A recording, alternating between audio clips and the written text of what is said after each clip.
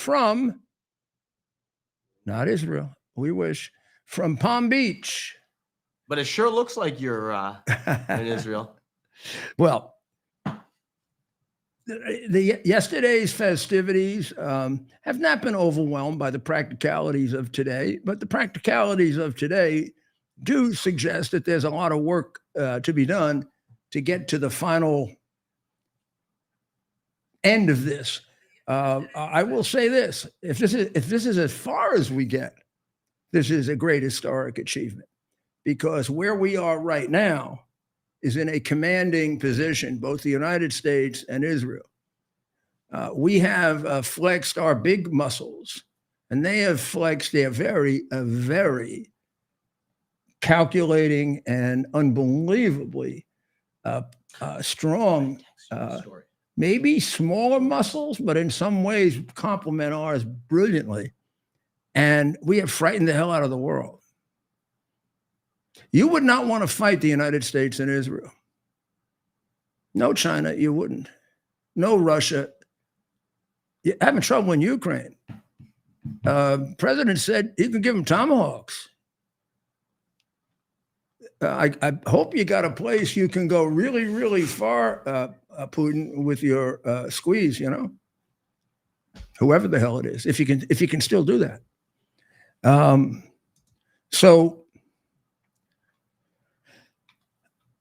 So even those on the left in Tel Aviv, and they have a left in Tel Aviv, but ultimately it hates Bibi, but not like the left here. They don't hate the country.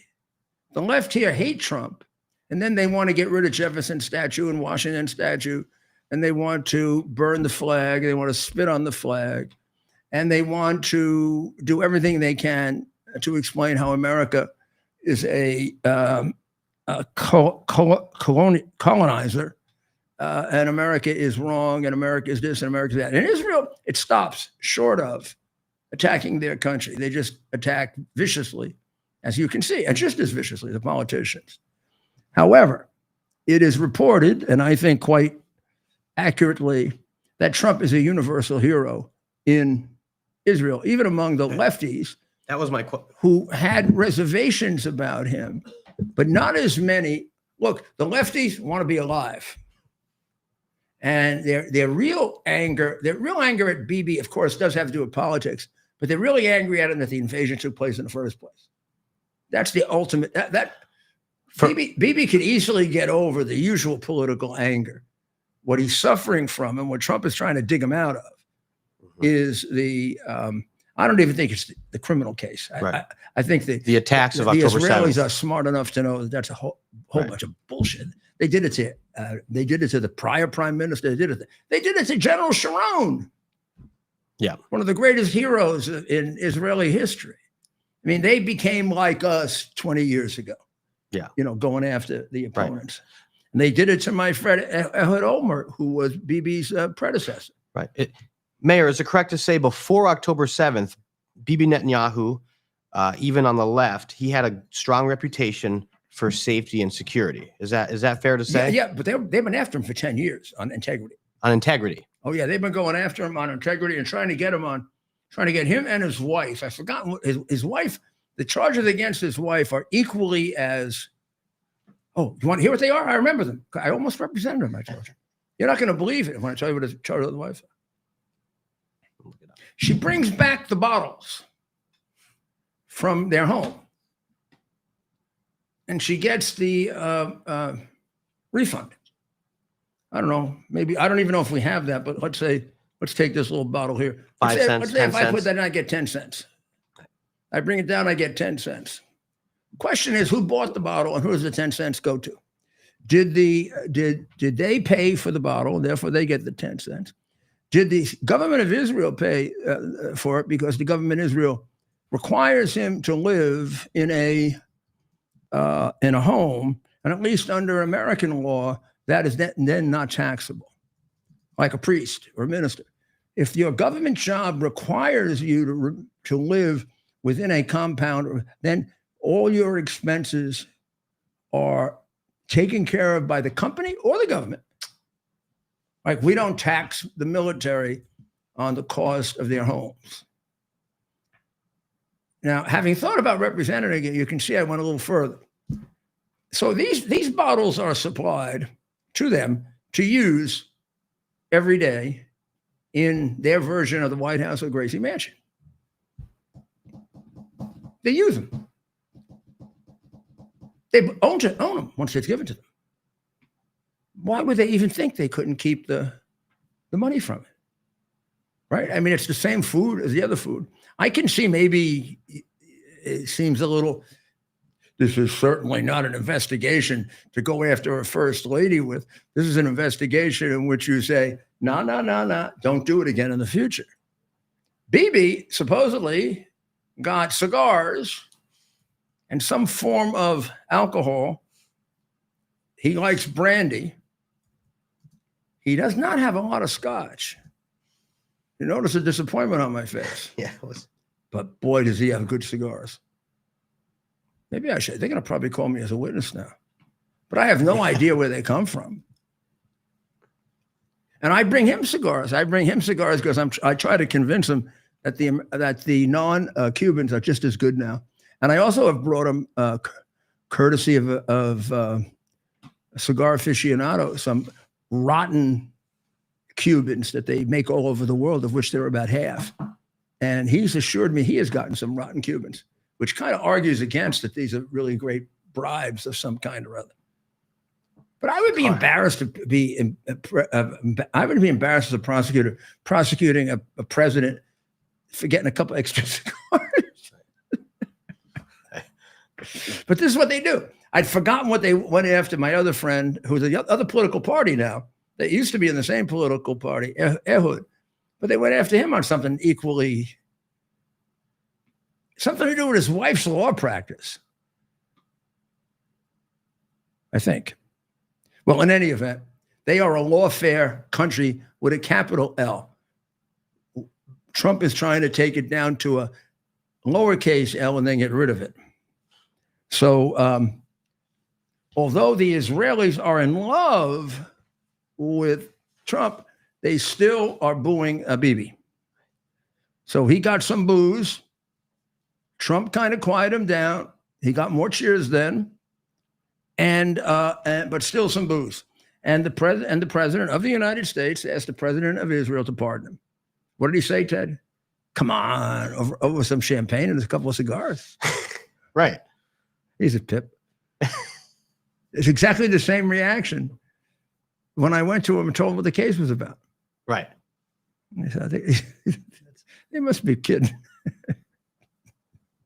Are we that bad? I said, I think we may get that way. That was a good prediction. And after October 7th, that case was, the trial and everything was put on hold? Yeah. But he has actually had some sessions in court. Yeah, since then. Yeah, he's had witnesses. Right. But, of course, that immediately took a back seat after the horrific attacks on October 7th. And as we were talking about, Mayor, that kind of took away. Can you imagine if I went there and defended him? I'd never get back into the New York bar. The New York bar is anti-Semitic as hell. I mean, they're in favor. They're in favor of boycotting. You know, they're in favor of. You can consider how many Jewish lawyers there are in New York, and they let the bar association. I mean, think of how many Jewish teachers there are, and the National Education Association has come out in favor of throwing Israel out of Hamas and condemning them. The teachers. It's absurd. So they all teach it. They might as well be for it. And you know they don't like Bibi. Mm-hmm. So two dozen families are still waiting, and we got to see what we got there. Now, you should know this. Dr. Maria is here too. I want her to know this. Hamas soldiers emerged from their tunnels, put their uniforms back on. I gotta find this. And began slaughtering Gazans who resist their rule. That is according to the New York Post. Do we have anything on that? I know they would try hard to hide that. Right. So are they? I mean, aren't they supposed to put down their arms, demilitarize? Demilitarize doesn't mean you shoot your opponents, even if they're not shooting Jews. Right. Well, we do have. This is from Hebrew Channel 15 in Israel. I apologize. I do not know Hebrew, but this will give us. We'll see if there's anything we can glean from this short clip showing Hamas fighters returning to freedom. מבצע, המלחמה הישראלית במשך שנתיים חיסלה את חמאס, טעות בידו וחמאס חוזר. וזה כבר נותן לנו ככה אינדיקציה פרומו לגבי מה מחכה להורג. הנה חמאס חוזר לחובות, את רואה? חמאס חוזר לשליטה לא רק ביחידת הצל שתביא את החטופים, אלא ביחידת החץ. But what that, I guess I cannot translate, unfortunately, Mayor, but what that did show us is Hamas fighters returning to the streets. And so maybe let's play it through maybe without sound because it does show them returning to the streets. Some control. So those men in the mass are released Hamas prisoners. Yes. Now I'm going to tell you something that's a little confusing in a minute. Right. But just as bad. So these are, and there's one video here. I see some shooting going on. Right. We see shooting, we see some movement, and then we see a group of them at the end here. So yeah, we'll stay on top of this. So they're doing what a falling apart terrorist organization almost uniformly does. They're killing their rats. And here's what happens when they get like that. They become overly rat conscious and they start killing innocent people. None of them are innocent. They start seeing shadows. That's what happened with the mafia. That's what happened with the IRA. The English constabulary took the IRA apart because they were ratting each other out. And then they had some horrendous killings of innocent people. Some guy who maybe is a friend. Remember, these people live next to each other. Yeah. Maybe he's a friend with an English constabulary guy. He's a perfectly loyal Catholic and not, But meanwhile, that guy makes an arrest. They immediately assume it's the Catholic next door to him, and they go blow him and his family away. Right. That's how the IRA fell apart. A lot of my Irish friends will get very angry about that. It's one of the reasons I didn't get the Irish vote. I should have gotten in '89 to become president. But do you know something? I'm a guy who doesn't mind that because the Irish vote was wrong, and my principles came from Jesus. I was asked by Ronald Reagan and Margaret Thatcher to deport a constabulary guy who killed people in Northern Ireland in cold blood. He had run away to the United States, and he had persuaded a wacky friend of mine, judge, not so much friend of mine, kind of a guy. I will tell you, a guy who was jealous of me. And yeah, he was. He was jealous of me because he's nuts. And he ruled that the IRA was a political organization and that the Northern Ireland and British government was engaged in persecution. And he goes back to his bastardized version of Catholic, Anglican, Irish history. Bastardized because I'm an expert on it and it was all wrong. Now, he was a very, very arrogant fat slob. And he wrote an opinion saying that he couldn't be extradited. President went crazy because he promised her, that cop, in order to get her permission to use English bases to deploy intercontinental missiles so that he could put them in Germany, Southern Italy, Northern Italy, and Belgium, I think. And then he needed her again so that he could hit Syria. And nobody would do it the second time. She did it. And then after it was over, she's very shrewd. She didn't say, I won't do it, Ronnie. She said, Mr. President, now that I have 2 times done this for you, I do have a request. You remember those IRA people? Yes. My people's Irish. Yes, Maggie, I do. Well, you remember a couple months ago, they came very close to killing me and hubby. They blew up the floor right above us. Had they blown up the floor below us, you wouldn't have your friend Maggie anymore. He said, I do, and I'm very upset about that. And she said, just as I was upset when it happened to you. But don't you think I have a bit of a personal reason in getting this? I think his name was Moynihan or Moynihan or something or other. I have to get this Moynihan back who just killed some of my constabulary. He didn't even kill the Northern Irish constabulary. He killed the UK constabulary. I want him back. And you have some insane judge who's keeping him. President said, like, you got my word. Hangs up the phone. This could be the greatest credit in my career until I get the medal, right? Although the Reagan medal is going to be hard to beat. He calls up his best friend, the Attorney General, and he asks for me to handle the case. And that began a series of 3 cases I then had to handle while I was U.S. Attorney. And some of them came from other districts, and it created like jealousy. But in any event, here's the good news. I won them all. I got that guy sent back to England. And that was the IRA falling apart. You knew they were gone the minute they start seeing shadows, meaning he's a rat, he's a rat, he's a rat, he's a rat, he's a rat, he's a rat, you're a rat. They're finished. So this is what's going to happen. You can see it on the first thing they did. They got their guns. They didn't go kill Jews. Maybe they were afraid to do it. They would have killed each other.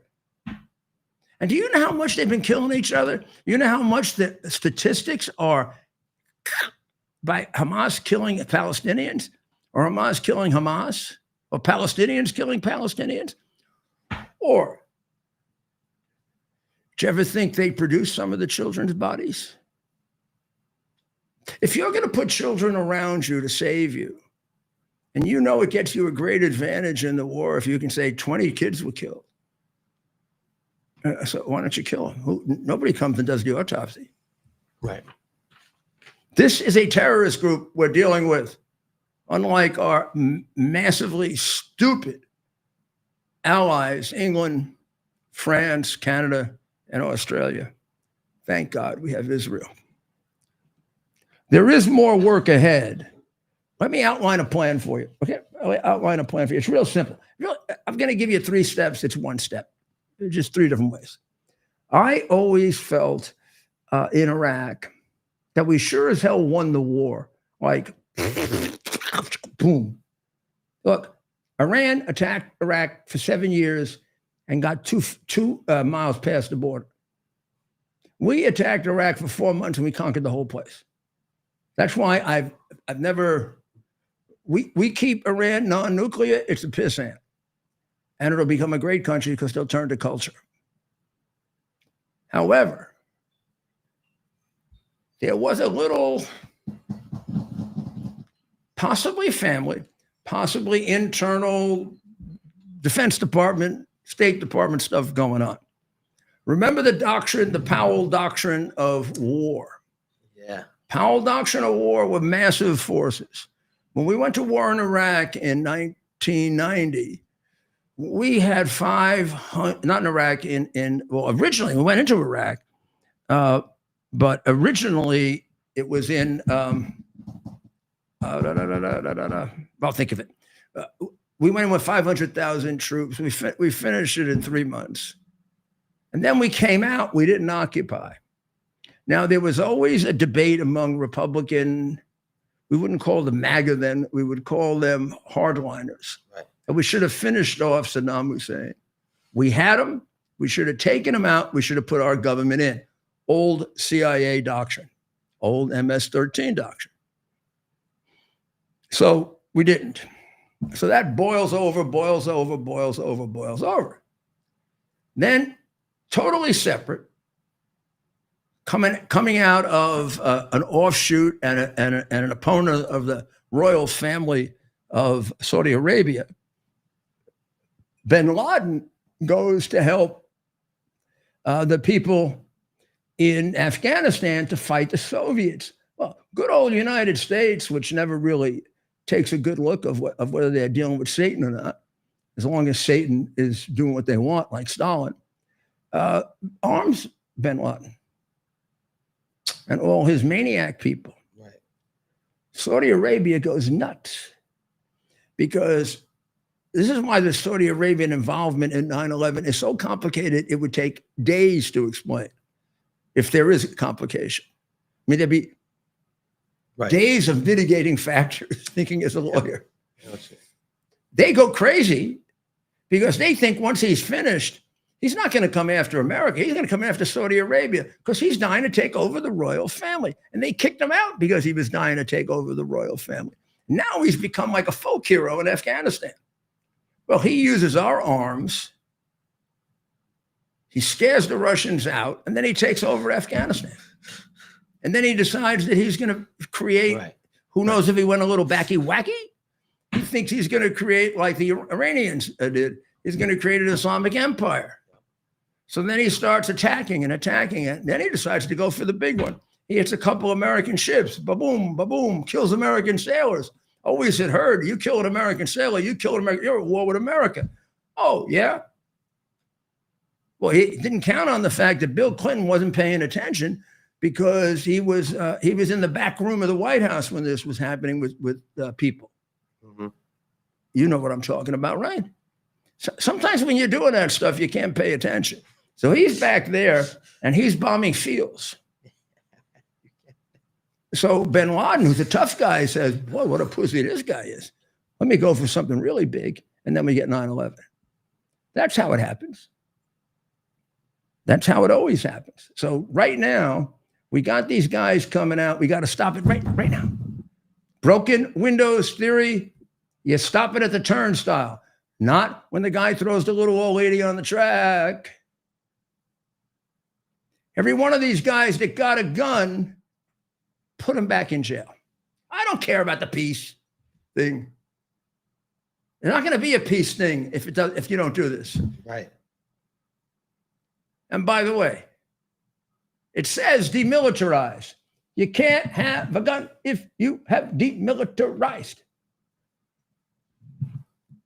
And I'm not sure we have 500 troops there. 100. How about we arrest them? 200.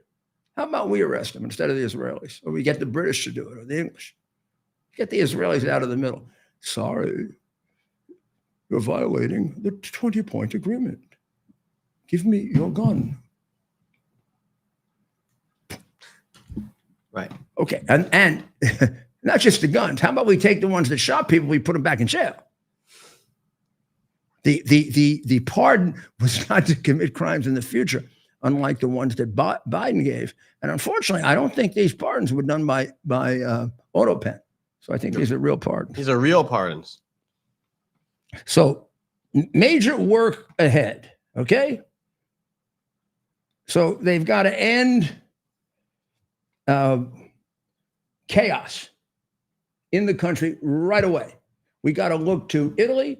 We've got to look to Germany. We've got to look to Japan after the Second World War and see what we did. Immediately, we came in and we stabilized the country. People weren't worried, are they going to get food? Are their kids going to, where do they have to? We stabilized the country. Step two, you want to isolate the Gaza area for relationships with any of the troublemakers right now, Iran being the primary one. But with the help, and here I think we are on all equal footing, with the help of the U.S., with the intelligence of Mossadegh,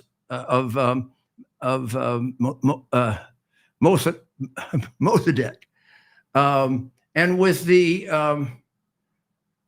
the now I think deep involvement of the Arabs, we should be able to keep them in good company, meaning not people who, like Iran, are trying and keep them 10 million miles away from Iran.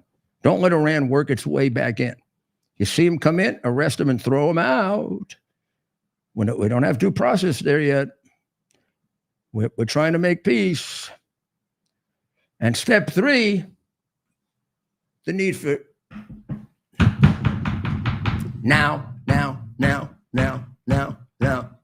Yesterday. Because the bad guys will take over right away. They're coming out on the street. They're already shooting. They shouldn't be shooting. They're already getting guns. They should not be getting guns. They are using it against their own people. It's just a matter of days before they use it against us. And they set up an infrastructure. We got two big jobs there. We got to demilitarize, and we got to get rid of the tunnels. The demilitarizing we should be able to do. If we can't demilitarize, we suck. The tunnels will require controlled bombings. They can be done. I've seen homes taken down that way. And finally, they need General MacArthur. They need George Marshall. They need an American of extraordinary wisdom who knows how to overlook what happened, get over the fight, bring back the people who, supported the bad guys, but they really didn't want to, or they don't want to in the future. Take a few risks with them. You can weed them out. It's better than doing what Brenner did. Throw them all out. And already Hamas is organizing their own police force. They're right back at it. Okay. I'd rather go with non-Hamas old peace force. I'd bring peace officers from the West Bank, mix them in with the non-Hamas people or non-Palestinian people. Right. But we've got to make sure that the milk is delivered every day. We've got to make sure that the stores get open. We got to make sure that the country starts running. And that means just because you saluted once to Hamas, we don't get rid of you. On the other hand, if you're taking guns, we put you right back in prison. We don't let you out. Or if you're using a gun, we shoot you on the spot if we have to. It's a tough balance, which is why you need a MacArthur or a Marshall and not a Brenner. I don't know who he is. I don't know how to find him. The president wants me to help. I will. There's always a man around or a woman who can do that. But you make one mistake in that person, it becomes Iraq. Because as General Powell said, we own it. We own what?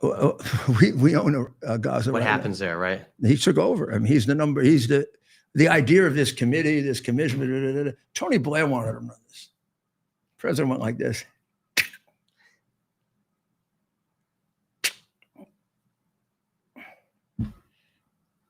That man is one of the greatest heroes in Japan and could be one of the 5 greatest generals in the history of the world. I'd put Julius Caesar with him, people like that. General Douglas MacArthur, right? Putting the name up as I got to make sure I spell it. He may have been a better occupier than he was a general. MacArthur, 1 S. But the remarkable thing about him is how he turned Japan in 5 years to a friend of the United States. And we hit them with 2 nuclear weapons. I got to tell you, that's harder than Hamas. No, you don't have to be McCarthy. You need a little of MacArthur. Let's put it that way.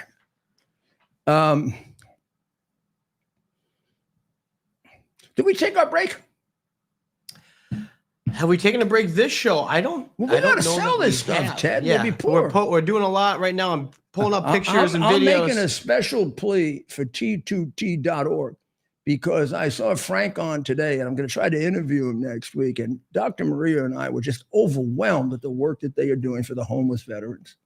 I know when we come on, most of my ads are about the paraplegic heroes who lose their arms and their legs, and T2T gives them maximum independence. Oh, is this the work of God or is this the work of God? I know when you meet really good people, if you are like me and you come from Brooklyn and New York and places like that, you never believe it. You say, oh, they can't be that good. Well, Frank is better than he appears. And he started this only 2 years ago. I mean, he's building a second big house. I looked at the pictures of these houses, Ted. Yep. Oh, pretty much like where we were this summer. I mean, it was really nice stuff. We'll pay for ours. Maybe we'll get one, Right. put a little studio there. That'd be fun, wouldn't it? That would be So something. Oh, yeah. by the way, we can take a drive to one of them. One of them is not too far from here in Florida. I mean, far, like an hour and a half.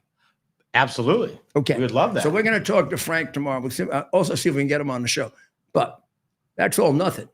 You get on the phone right now. You get on your computer. T2T. T2T.org. T2T.org. T2. The number 2. T2T. Got it up on the screen there. .org. T2T.org. T2T.org. T2T.org. $11 a month. $11 a month. See, these 2 ones equal 11. That's not 2. It's 11. Okay. We'll be right back. U.S. Army Major Scott Smiley paid a high price serving our nation. Scott was leading his platoon in Iraq when a blast sent shrapnel through his eyes, leaving him blind and temporarily paralyzed. Scott would become the first blind active duty military officer before medically retiring years later. Thanks to friends like you, the Tunnel to Towers Foundation gave Scott and his family a mortgage-free, specially adapted smart home. Show your support for America's heroes now. Donate $11 a month to Tunnel to Towers. Are you ready for some action? I'm ready for action. Get the Elite TV plan only through the portal. 218 channels, and it's only $69.95 a month, Wow. including your free portal. That's cheaper than everyone else. Your favorite sports, movies, news, Wow. even daytime dramas. We're talking about ESPN, OAN, Newsmax, channels you can't get anymore in certain areas. Compared to the competition, this is a way better deal. Endless selection. Not to mention all the free music channels. There's over 700 premium and classic movies all ready to go. Wow. Plus, they got catch-up TV that allows you to go back and watch what you've missed or want to watch again. Cut your cable in half and get twice as much for free. Way more channels for half the cost. After the first year, the subscription then drops to $57.95 monthly, Wow. where you change or upgrade anytime. Go to QUXNow.com and get yours today. Use promo code Rudy. Act fast. These deals are selling. Here we are, pretty much at the beginning of the process here at this pristine, I call it a laboratory. It's not like a factory, it's like a hospital. This is the beginning of the process for roasting. Deep green, very good quality. Most people don't use this quality. We deal with small farmers because we like to know who we're dealing with. They give us the highest quality, all organic, non-GMO. You should know all Arabica beans, no Robusto, all Arabica. They're going to go into the roaster and it'll get roasted for about 20 minutes or so.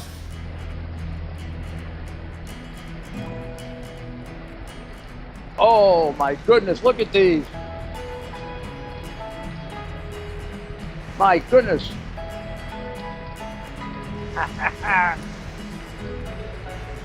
You're going to want to specially order these.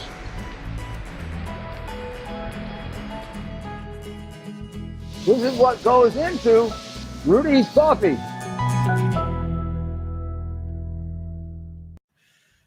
Welcome back to America's Mayor Live, coming to you from the Wailing Wall. I wish I was there.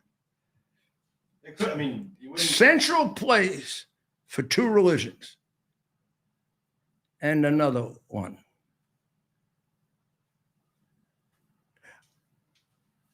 I am seriously studying. You should know this, and I have been for 6 months, on and off with many of the other things I'm doing. I'm going back in the readings I did when I was a youngster, either before I decided I didn't want to be a priest or after. I stayed interested in theology forever. And I am reviewing the Quran again. And I'm trying to see the balance in it. And I really do think that all the American people and all the Muslim people should be confronted with the words in the Quran, with all of the bullshit about the different translations, and how can you maintain this great respect for a leader who taught these things. If you want to find that parts of the religion were very edifying and very, very good, and that's the first half of it, perfectly correct. In fact, if we could take the Quran and we could cut it in half, we'd have a religion. You know, if you buy that Muhammad was taken up to see the prophets by the angel Gabriel. Now, look, as Christians, we buy the resurrection, right? So that's not going to disqualify it as a religion. But Muhammad marching through towns with an army and killing all the Jewish and Christian people there, mass burials of them, marrying 9-year-olds, cheating people, inventing the whole concept of dhimmi, which made slavery in the Muslim world almost endless. I mean, these are all extraordinarily evil things that were done, not little mistakes, not little condescensions to the prevailing morality. Most people in that area of the world didn't put people in mass graves. The founder of a religion did. So what do you call that? Is it fair to the other religions to call it a religion? Has it confused the world so much that we are at war over something that could be explained in a fair and academic way, if that ever works? But we always have to hope it does.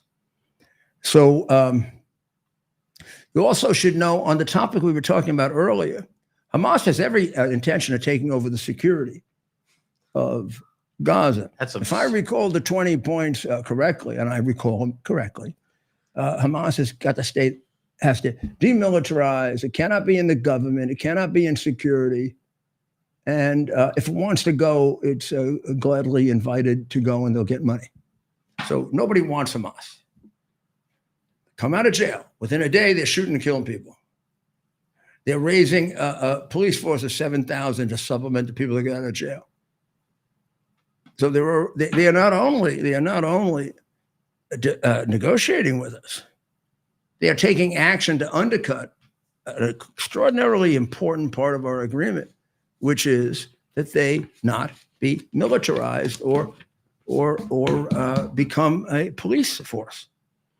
Now, I don't know why we're going to take this break, but for the fact that I got snookered by this guy on a big thing, really, life and death. I want you to look at him. That's an actor. That's an actor who is a left-wing dummy and a mean man and a sick man who should have gotten help a long time ago.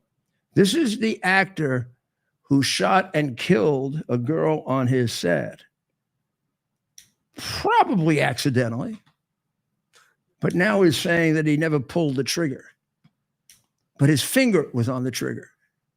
So he is actually trying to justify his lifelong stand that guns inherently are dangerous, and not the sick bastards like him who use them sometimes.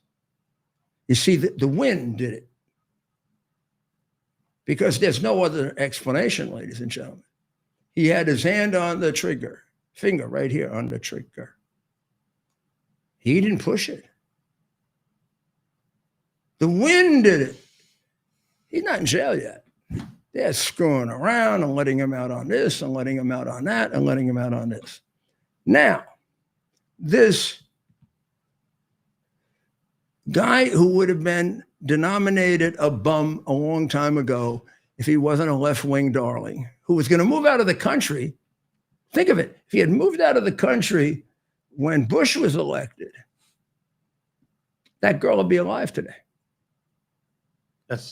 I So mean, being a liar also cost a life. Now he's walking like he's drunk, but that's so, okay. So Mayor, Alec Baldwin was Explain involved it to me. he was involved in Is this out in Southampton? This is in the Hamptons, Of yes. course, they should get him out of the Hamptons. He's a danger to Southampton. Go ahead. He got into a car accident. After it became public about the car accident, he had tried to blame a truck driver. And we're trying to find. But do we know the details? What we're seeing now is just the initial. We don't have an footage. accident report yet, or We do not, but we do have Alec Baldwin's response. So I'm going to pull this up here. Who's the person with him there? Is that a woman or His a man? brother, that's Stephen Baldwin. Is Stephen the religious one? No. No. He's not? Okay. But this is his response. What we want to play is his response to the accident. Okay. And then we'll show the video that then came out today of So the his accident. response, we should just assume is a complete lie, right? Because that's all he does. Right. If I've ever seen any. Anyway, I won't go into the details now and bore you, but this morning I was in this car accident. Guy cut me off in a truck. Big garbage truck. I mean, a garbage truck the size of a whale. I've never seen a garbage truck. It must have been something commercial for like taking away material from construction or something. It was the biggest garbage truck I've ever seen. Anyway, I won't go into the details now and bore you, but to avoid hitting him, I hit a tree. I hit a big fat tree and crushed my wife's car. I crushed my wife's car. I feel bad about that, but it's all fine, and I'm fine, and my brother's fine, and blah-biddy-blah. Congratulations to everybody on the film festival. Thank you to the East Hampton Police Department, the town police department, for coming to my aid. They came in and we filed a report with them. Officer Gherkin is his name, Gerken. Lovely guy. And there was another gentleman there, I didn't get his name, but Officer Gherkin from the East Hampton Police Department. As nice as can be and as pleasant as can be about the whole thing. And my wife's car is All right, we're going to end this. smashed up. Big tree, big fat tree. And So keep that in mind. So what do we think happened? Well, That he just went over and is- hit the guy with his car Yeah. and then claimed the wind blew the car? yeah. Well, let's watch just the first 15 seconds again because I'm going to show you what I'm happened. going to tell you about the Southampton Film Festival. My former wife was on the board of that with him. So let's play just the first 15 seconds, and then I'm going to show you the video of what happened, and let's see if these line up. big garbage truck. I mean, but this morning I was in this car accident. Guy cut me off in a truck. Big garbage truck. I mean, a garbage truck the size of a whale. I've never seen a garbage truck. It must have been something commercial for like taking away material. So the key there, guy cuts me off in a garbage truck, right? I heard that. Okay. So now, Mayor, we're going to, the video has come out from the scene. Where, do you know, I know that place like the back of my hand. You know what street it was? I'll look for that as we pull this up. A lot of moving parts. Sorry. By tomorrow, I'll give you the answer to this, like we did when I built the set, which we have here. Set. I'll build it. I'll do this. I never did accident cases, but I can do any case. Right. And I can spot liars. Oh, you can't imagine how I can spot liars. Also, you tell me where this is. I know. I've probably driven it 1,000 times. Yeah, you might know just by looking at the video here. Absolutely. You show me the video, and I think I can tell you. Showing the moment, actor Alec Baldwin crashed his SUV on the east end of New York's Long Island. The video is from the front-facing camera on a commercial truck. You're seeing the truck here making what's believed to be a legal right turn, and then it slows down. Seconds later, Baldwin's SUV is seen hitting a mailbox and a tree off to the right side of the truck. The actor, an outspoken Trump hater, claimed on social media that he was driving his wife's Range Rover with his brother Stephen Baldwin in the passenger seat. Watch it again. He said he was trying to avoid. So this is the view of the truck. The truck. Right turn, and then it believed to be a legal right turn, and then it slows down. So Ted, Seconds you want me later, to see it Baldwin's directly? I'm going to have to stand up Oh, because okay. the camera is in my way. Okay. That camera is in my way. I cannot see. Well, let me move unless it. you can put it on there. I can, or we can for this. Can you put it on there? It would just. Unfortunately. Okay, do this. Okay, then just. I know you can't be. No, I didn't mean that bad. When you were younger, you could go like this. I meant I can't push the button. Well, you used to, but go ahead. No, I just meant I can't push the button. You're getting look like everybody. You're getting older. Move it over. Move it over. Move even more. Even more. Just take it all the way over. You gotta be careful, man. Now I see it. Now I see it. Okay. Yeah, I would want to put it on there, but I have to push buttons, Okay. right? So here we go. Please don't tell anybody I'm doing this. Just the New York bar could come after me for practicing law here. Okay, so here we go. So here's the truck. I'm going to turn the sound off now. So I don't know. talk. Now I'm going to begin by telling you I don't know this area. This is an internal. This is an internal suburban area, not the main streets. So I would know the main streets. I do know this. This is a way around. This is a quick way around from Sag Harbor to. How did he end up over there? Right. Look, the truck seems to be doing what it had. Its usual stop to pick up garbage, and Baldwin just crashes into the tree on the right side. He says the truck cut him off. How could the truck cut him off? That's a one-lane road, Mayor. You can't cut him off. Here would have been a better explanation if you're going to lie. All right. Yeah. And you weren't drunk. The truck slowed down, and he was maybe tailgating, or he was not alert, or maybe the truck slowed down too fast. Well, you tell me. So here, let's look at it this way. This truck is barely moving. Here, watch. Can I show it to you? Of course. Watch. I'll put a second camera on it. I wish we had our Legos, Oh, we do. but we can't get them out now. Yeah. I'll make this the truck because the truck is big. Okay, they're moving along like this. Now he may be too close. And this guy, right, goes over here. And he goes over here to avoid him. Now, maybe he didn't go this way because there was a car there. He goes that way. So now what we have to know about this is, first of all, the truck did not cut him off. If the truck is at fault at all, the truck slowed down too fast. Question, did the truck have its signals on? It just turned out so it couldn't have been going too fast. And look, now that's the question, the signal. Now it's pulling over, it's a one-lane road, Mayor. You couldn't cut him off. Unless Alec was trying to pass him on the shoulder. But there are trees in the way. The other thing that's amazing is he avoids them by so much. Right. What I mean by that is you would expect if these cars were one in back of the other like this, right? Right. You would expect if this one went over here, right? Right. And he went over here, he'd catch some of that. That's how I got hit. Right. So this guy, it seems like they're going like this. Yep. Well, let's make this the truck. It's bigger.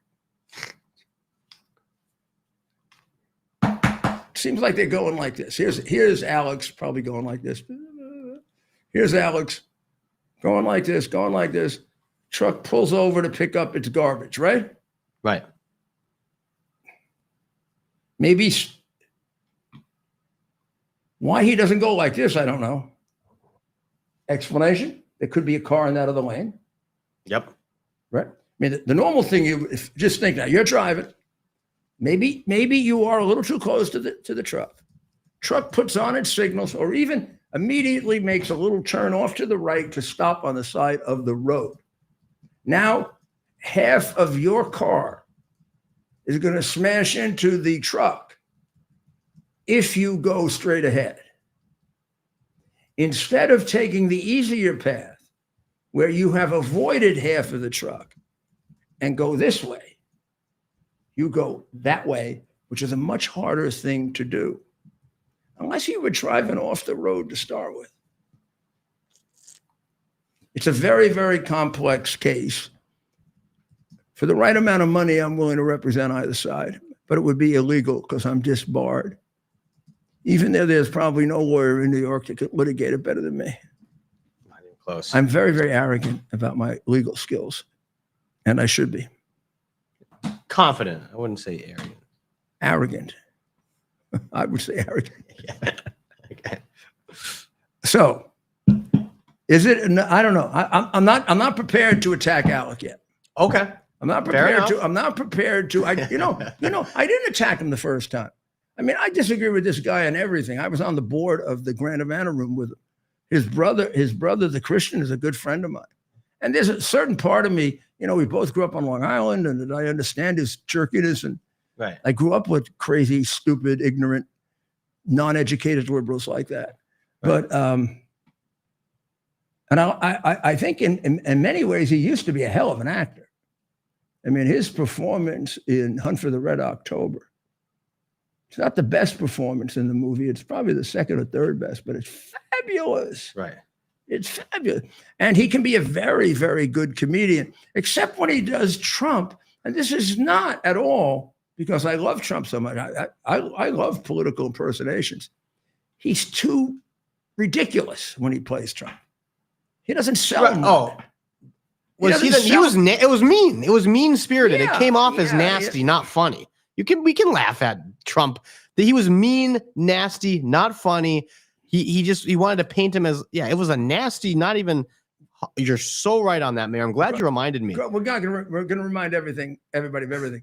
Of course, when he called his daughter too fat, that was not Right. not either. He's got a whole history of That this was sort not of nice stuff. either. But in any event, I don't know the story here. We don't have enough.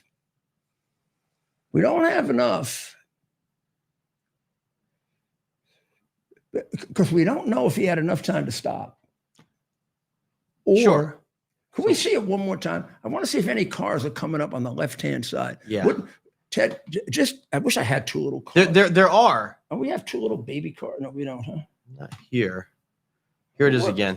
All right, let's take a look at it. So show me, So he's turned. This is the garbage truck turning out onto the street. where's the garbage truck? This is the garbage truck. Where? The camera is we the are- view of the garbage truck. All right, so now there's the garbage truck. It just pulled out. So There's a car way down there on the left-hand side. Way now down it's passing. Now it's passing. there. If it happens, I can see the car.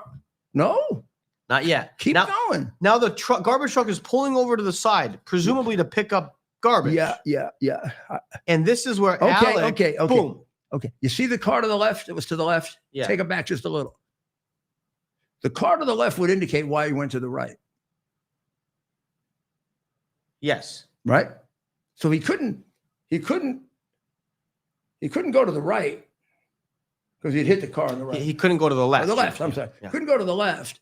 So he had to go into the trees, even though that was a longer trip for him because he was on the other side of the car. Yes. So he had to go all the way across. Now, the thing that's strange is in that short period of time, he's awfully far away from the truck. That's a lot of room. I mean, you and I would just watch one of those, right? Right. That's an awful lot, or got banged around in one of those. Yeah. We happen to have some experience. Maybe this is why I have a broken back you bum from it right now.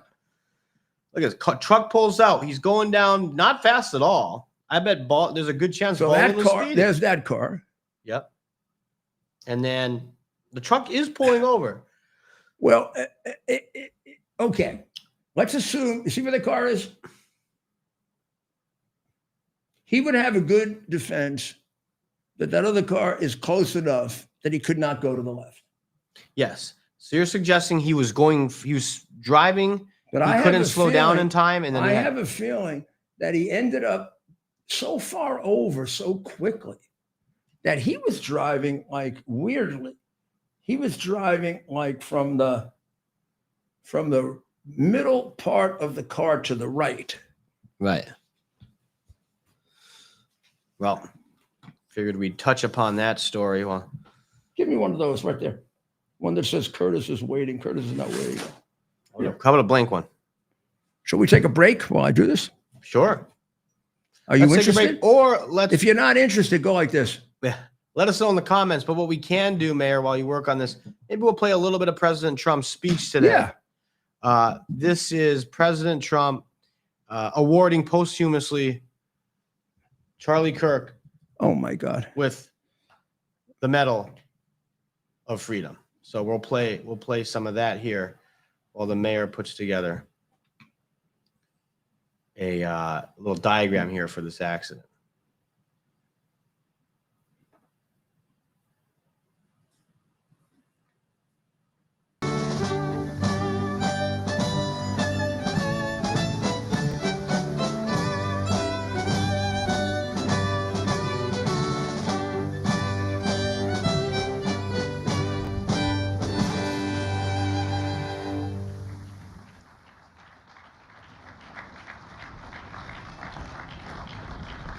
Thank you very much, everybody.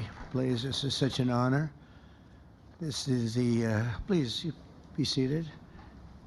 This is the first time we've been at the new and improved Rose Garden, and people are loving it. They're loving it like they've not loved a lot of things. We have the Presidential Walk of Fame, which you just saw, and that just opened. We wanted to get it open for this occasion. We were hoping we were able to get outside, and the weather allowed us to. It was supposed to be a terrible rainy day. I was telling Eric, and God was watching, and he didn't want that for Charlie. He just didn't want that. So that's really beautiful. It couldn't be more beautiful. Today we're here to honor and remember a fearless warrior for liberty, beloved leader who galvanized the next generation like nobody I've ever seen before, and an American patriot of the deepest conviction, the finest quality and the highest caliber, the late, great Charlie Kirk.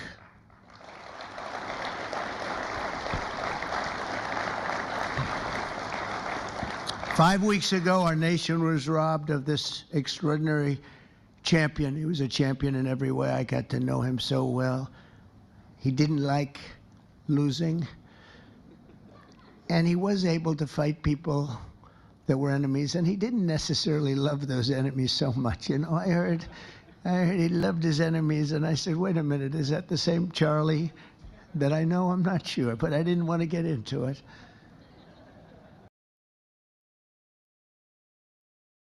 Magnificent on his friend Charlie.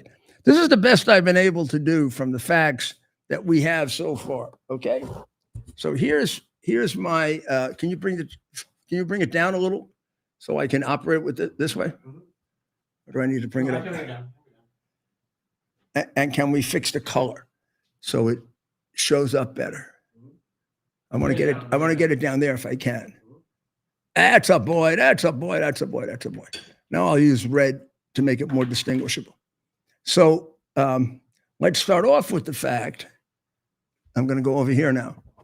This is the lane that Charlie is in, right? Right here. Alec. Right here. He's Alec. that's why do I call him Charlie? We're talking about Charlie Kirk. Oh, God forbid. So that's the lane that he's in. They're going that way, okay? So the truck is here. These guys are headed that way. These guys are headed that way. So this guy, let's even give Alex the benefit of the doubt. This guy is going to pick up garbage, let's say over here. So he pulls over a little bit, slows down, right? Which if Charlie were in the middle, would expose this side to going around. Except it's a little unclear just how far along he's gotten. This guy's about here, it seems, when Charlie has to make that choice. When Alec has to make that choice. So if he were to swing this way, he could take a risk on hitting this car. Seemed to me there was enough room to do it. It would also seem to me not to be an irrational move, to instead go this way. But then how did he get all the way over here? Unless, as one of our friends has suggested, Rob, shout out to Rob. Before it all started, our friend Charlie, Alex, was over here trying to maneuver around him this way, not thinking that he was going to screw him and go like that. See? He didn't have to bother about going this way because he was going to go that way. And there was a lot of cars. That was, right. I think we saw 3 or 4 coming down this way. Mm-hmm. So he could have looked at that and said, oh, there's a lot of cars there, but I could just go up here. There's plenty of room. Unless he all of a sudden decides to go over that way. Mm-hmm. So that's preliminary investigation number 1. I'd love to see the police report. Love to see it. Only reason it's of any interest is because this guy is a congenital liar. And I believe that what he did with that movie and that girl is a horrible sin. It's a horrible thing, what he's done to her family with the nonsense about he didn't pull the trigger and the trigger went off and all that other insanity. God almighty. Okay. So I told you that Hamas is taking over security in the West Bank. When did you hear that in the 20-point program? So let's put that down as number. These are the things that we're going to have to check up on tomorrow, Tim. We're already seeing some issues with this 20. Number one, Hamas security. 2, Hamas guns. All right. We start off with that one. Now we're going to move on to my favorite subject, protecting Christopher Columbus. I feel that I pay some homage to my ancestors, which I don't do enough, because some of my ancestors think I'm more Jewish than I am Italian, and it could be. But the Jews need more help now than the Italians. And they got a great prime minister, Giorgia Meloni. So, oh yeah, friend of yours. So Columbus, 2 statues in New York. We talked about that last night. One at Columbus Circle, which is the most famous. One in Queens, in a very, very popular part of Queens. The Democrat socialist mayor for city of New York, where we have a very large and very proud Italo-American, Italian-American, American-Italian, which I would prefer, American-Italian population, which is 3rd generation, maybe even 4th. You probably have 4th generation. Yeah, my son and daughter, 4th generation. 5th generation. 3rd generation, 2nd generation, 1st generation, and people coming over still. Oh, Grace. What? Grace would be 5th generation. Okay. So Here we're very proud of Columbus. Oh, yeah. We've always been very proud of Columbus.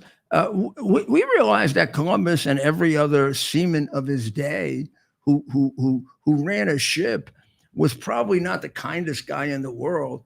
You didn't run ships then on milk and kindness. We also recognized, if we want to talk about the interreactions with the Native Americans, and why don't we act like adults about the Native Americans and the indigenous people? When the settlers came here, which they had every right to do, there wasn't a big sign saying no trespassing. They hadn't organized it into villages, and it sure as hell didn't look like anybody owned it. And they sure as hell didn't have any documents to prove it, because they couldn't read and write. When they came over, I don't know what they expected. Oh, some of the Native Americans were very, very friendly, and they worked together, and they developed things like the ones at Plymouth Rock. But when the Puritans came over, it was a much harder and tougher attitude, and that's where we started a lot of fights. But do you think we started all the fights? You think we just went in there and just got shooting them up and beating them? And you don't think these people who lived a rather savage life, who like to take hair off when they killed you, you don't think they imposed that on many of the settlers who they had no idea?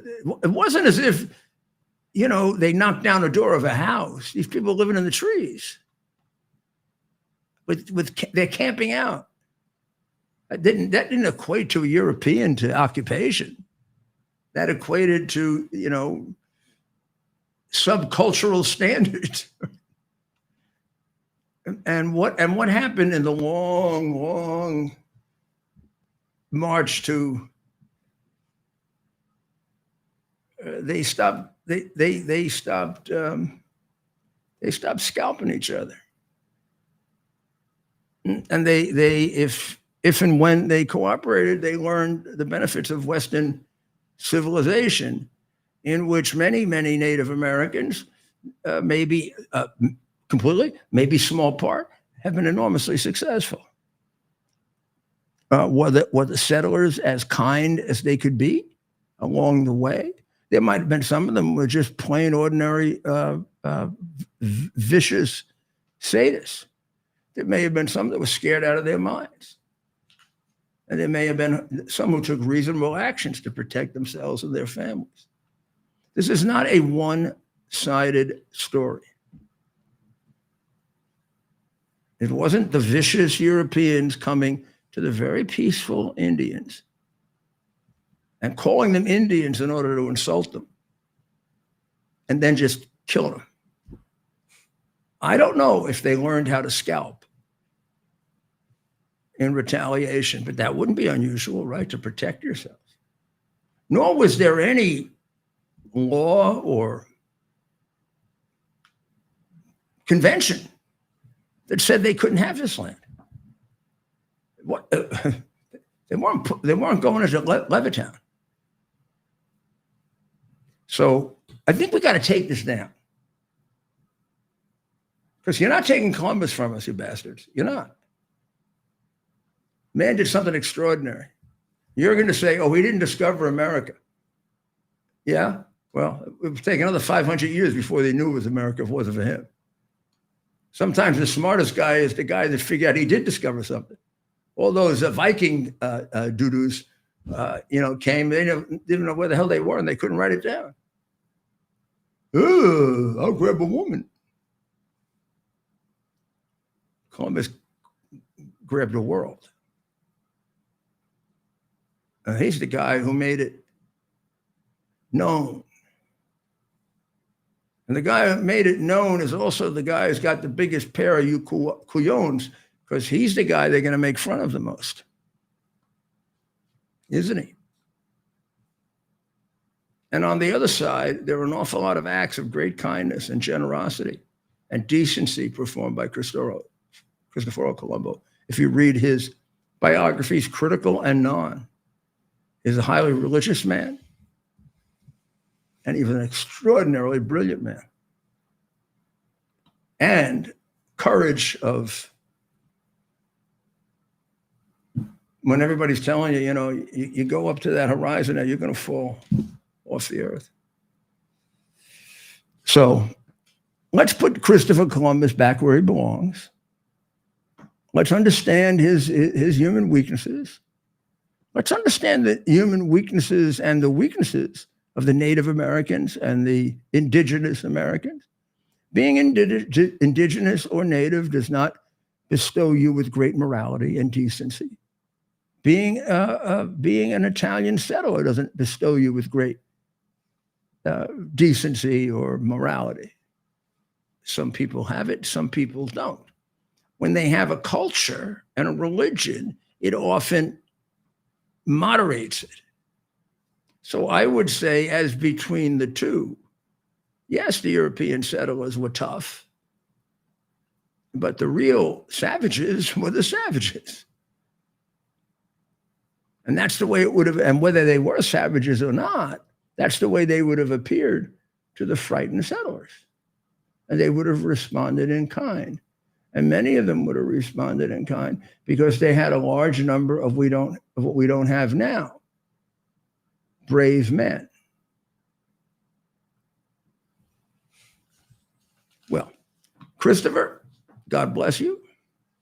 Thank you for distinguishing the Italian heritage, or maybe the Portuguese, or maybe the Spanish.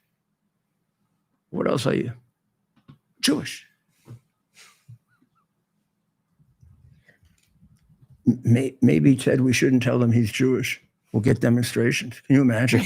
Can you imagine if all those Hamas people, if we, I once, remember the judge I told you that was so stupid about the cop and he wouldn't extradite him? Well, that judge was an Italian American.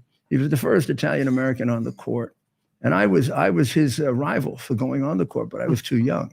Right. But I also was a heck of a lot more successful and a heck of a lot smarter than he was, although he thought he was the smartest guy in the world. And I got much more recognition than he thought he deserved.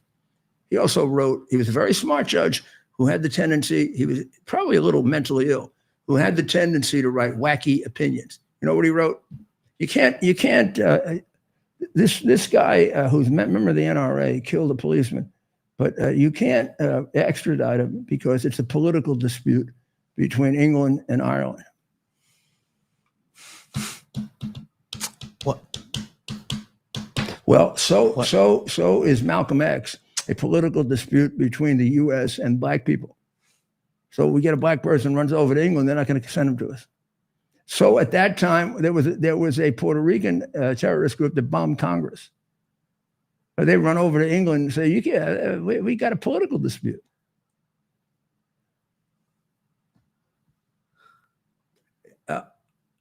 I don't know why the judge did it. He did not, he could, when not inflamed with whatever disturbance he had, he could render rational legal decisions, but his emotions would take control of his intellect. And I was in a lot of fights with him, and boy, I didn't want to get into this one, but the president put me in it. He was a really, you don't understand that sometimes the presidents put extraordinarily crazy people on the bench and lives get destroyed. And now we've seen it more than we ever have before. Please don't subscribe to the notion that the mere fact that there's a judge before someone's name suggests anything about them until you look at it. If it's a New York judge, what it suggests is they're political hacks, particularly New York Supreme Court, Manhattan, Brooklyn, Bronx, not Staten Island, Queens, because the borough president puts them in. So there was a Columbus mural that was painted over at a Spanish museum. He just discovered the U.S. for Spain.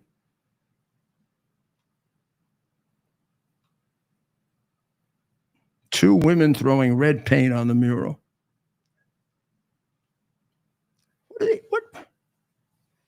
What do they get from that? It's an extraordinarily anti-intellectual thing to do. You're not going to win friends and you're not going to get people convinced that they shouldn't respect Columbus by throwing red paint on them. You're going to get us convinced you belong in the nut house. Right. What do they think they're accomplishing with that sort of?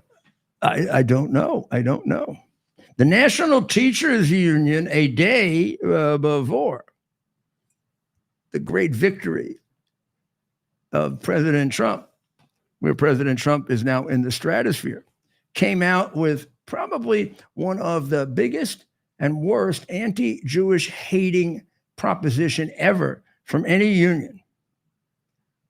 And what it said was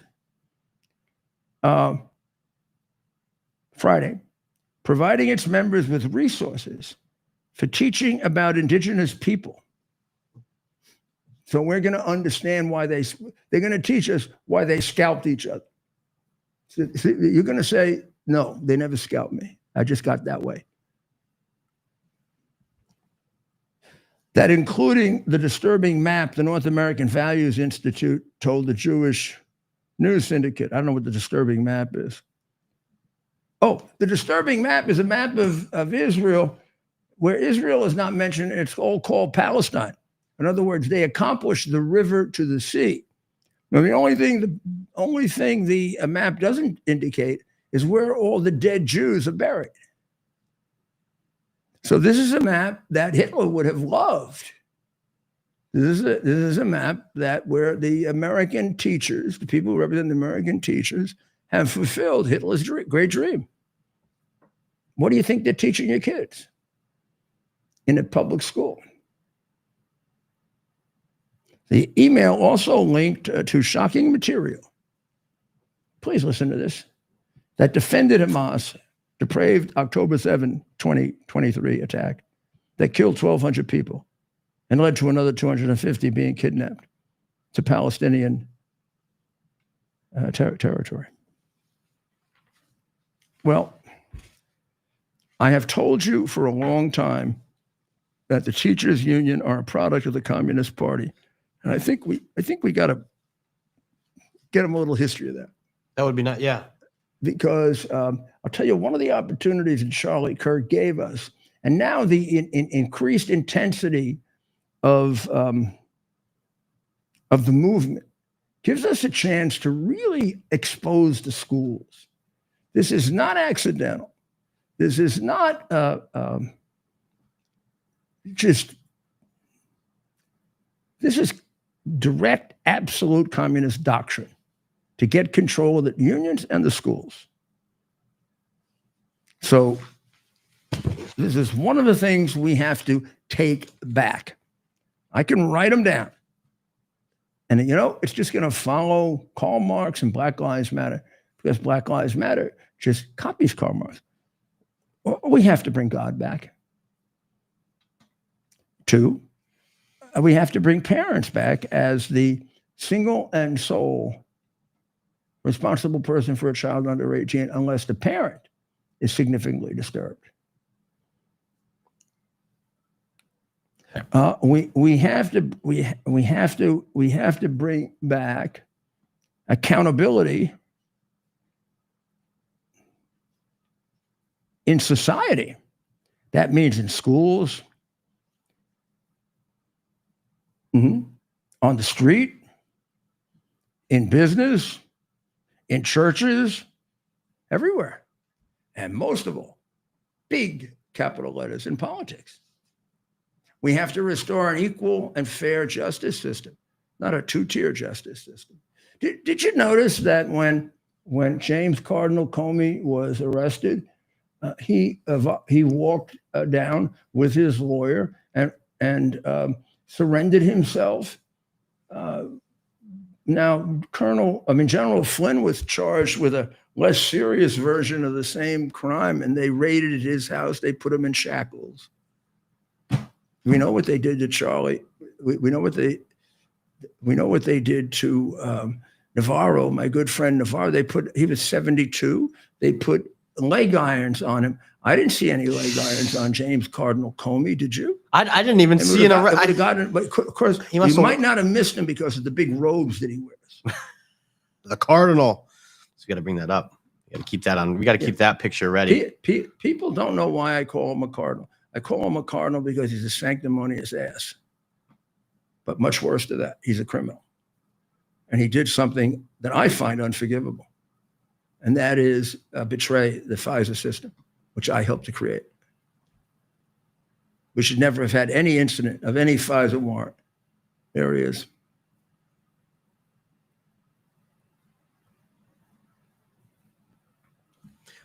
Yeah, I think he got to walk in on his own whenever, or yeah. I'm not even sure he's been. That's the way it's always done with white collar criminals, unless you're being a bunch of Nazis. And they got annoyed. The FBI got annoyed when you saw the one, or even the ones on September, even the ones on January 6th, they were all dressed up like Nazi stormtroopers. They got really upset with it. That's what they look like. I never saw FBI agents. I didn't even know they had that shit. Maybe I'd have used it once or twice. I don't know. But I didn't know they had it. No, I would have been outraged if they did that. Crazy. Well, never mind. Trump said that the 2 Democratic presidents who preceded him in the White House, I think he said this in front of the Knesset, harbored hatred for the Jewish people. They know it. Who was the last president to address the Knesset? Yes. Who was the last president to address the Knesset? I'm going to guess. Yeah. You're not going to be able to eat tonight if you don't get this right. Oh. You'll be sent to bed without food. Reagan. George Bush II. George W. Bush. Interesting. Very pro-Israel, by the way. Yes, he was. Probably Reagan, him, and now, of course, Trump is off the charts. Right, yeah, right. But W, you're right, and he was known as being pro-Israel. Trump said that the two Democratic presidents who preceded him in the White House harbored hatred for the Jewish state. Yep. You know, sometimes it would be better, Ted, if the president spoke his mind. Yeah, right. If only we had a president where we knew what he was thinking. You never can figure out, you know, do they really hate the Jews? Or... Right. Now, one would think we have solved a war. We've brought it to a conclusion. It has a lot of issues. Right. Historic. But no war ever stops with lots of issues. Right. If it reignites itself again, I have every confidence that the way the president and Bibi in the good guy, good cop, bad cop routine that they play, oh, God, better than anyone ever in foreign policy. We'll make sure that it's blamed on them. And it will be blamed on them. We don't want another war. So I think this is over long-term for sure. Could be some short-term difficulties. So if you were to say to me, is the war over? Are you confident the war is over today? No. Mm-hmm. Am I confident the war is over within a year? Yes. And is there a chance it's over mostly today? Yes. Right. We have successfully and brilliantly removed every Arab ally from Palestine.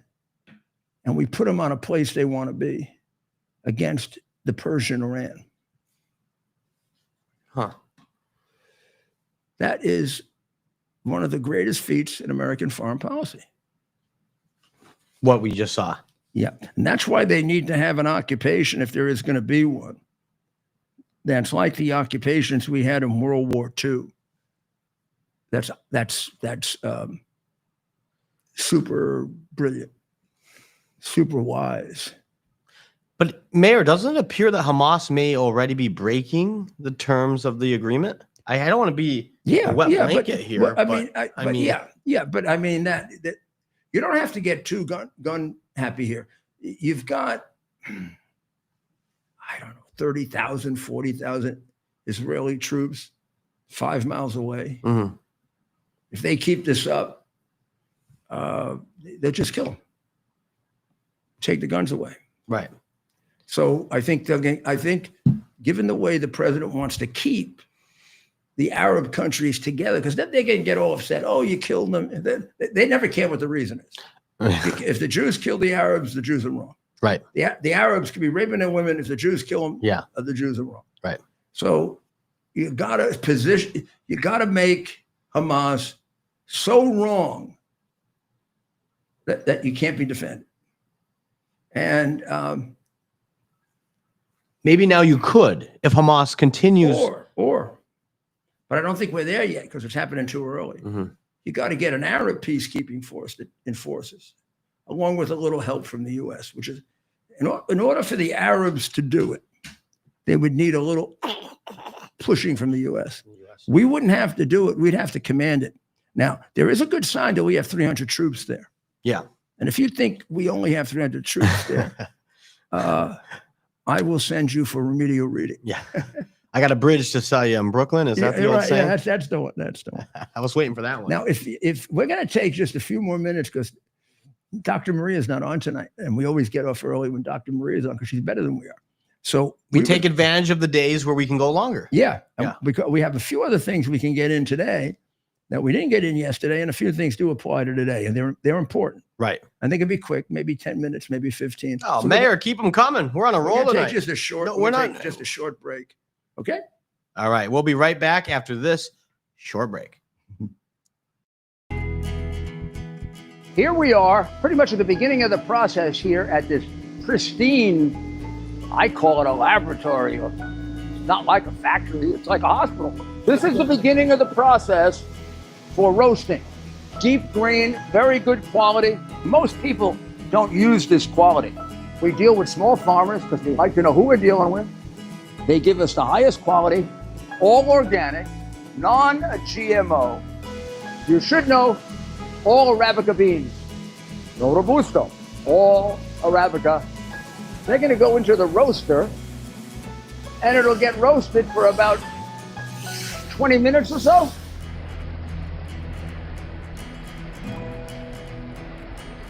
Oh my goodness, look at these. My goodness.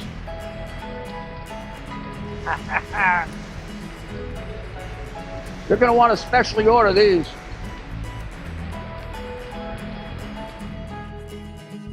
This is what goes into Rudy's coffee.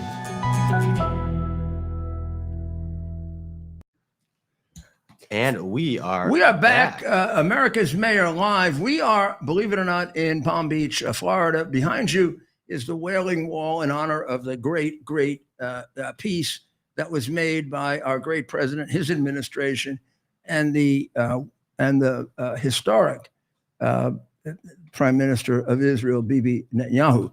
Now, I remember, you remember I used to wear a thing here. Now, that was not because when I was in New Hampshire, I was flying around surveying the geese and right. It was because I had a broken back and a broken vertebra. Right. And a rotator cuff. Right. Rotator cuff is what kept me out of the World Series, or the Yankees would have won. Really? Yeah. But I never told anybody that. And I love that. I love that, man. And but notice now, a couple of days now, I haven't been wearing this, right? I didn't have enough time. Look at the nice tie I had. I didn't have enough time, Ted, because we were kind of late. I didn't have enough time to put my nice tie on. Oh, well, we should do it maybe during the next break. Wouldn't that tie look good here? I agree. Well, that's a good tie. It breaks up the blue. But in any event, I want to show you that I have emerged and that the Democrats who tried, the Ayatollah who tried twice, all the stupid little mullah fatwas that try bullshit all the time. Right. The FARC, then they killed me. Mafia twice. I missed a few. They were non-important. They couldn't keep me down. There was no way. There was no way getting smacked in the back was going to keep me down. So let's take a look. Well, we'll start with Saturday some pictures here. Here's a picture. There's the mayor. Check out that white. And we have video coming here in just a minute. They're not holding me up, by the way. Of course not. No one thought that. And then here's you with the birthday girl. I'm sure they all know who that is. Bianca De La Garza. Right. And we have some short video clips we want to play. The mayor still got it. Mayor, were you throughout your life, were you ever a big dancer? No, but I had to learn how to dance as a boxer. Float my like mother, a butterfly, sting like my a bee. father, my mother taught my father, who always had worries about, if you dance, right, that I would be a better boxer if I danced. And my mother was a great dancer, and my father was a great boxer. Must be something to it. So then here's some short clips of the mayor. You got to dance if you box, or you can get killed. So we'll play some of the clips here. We didn't stand there that long. That looks very compromising if you keep it like that. Here's the mayor. We're going to get some volume on this clip here. Now remember, this is my first day back.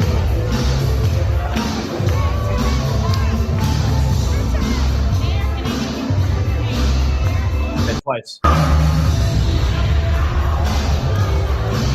We did more than that. That's just we didn't do.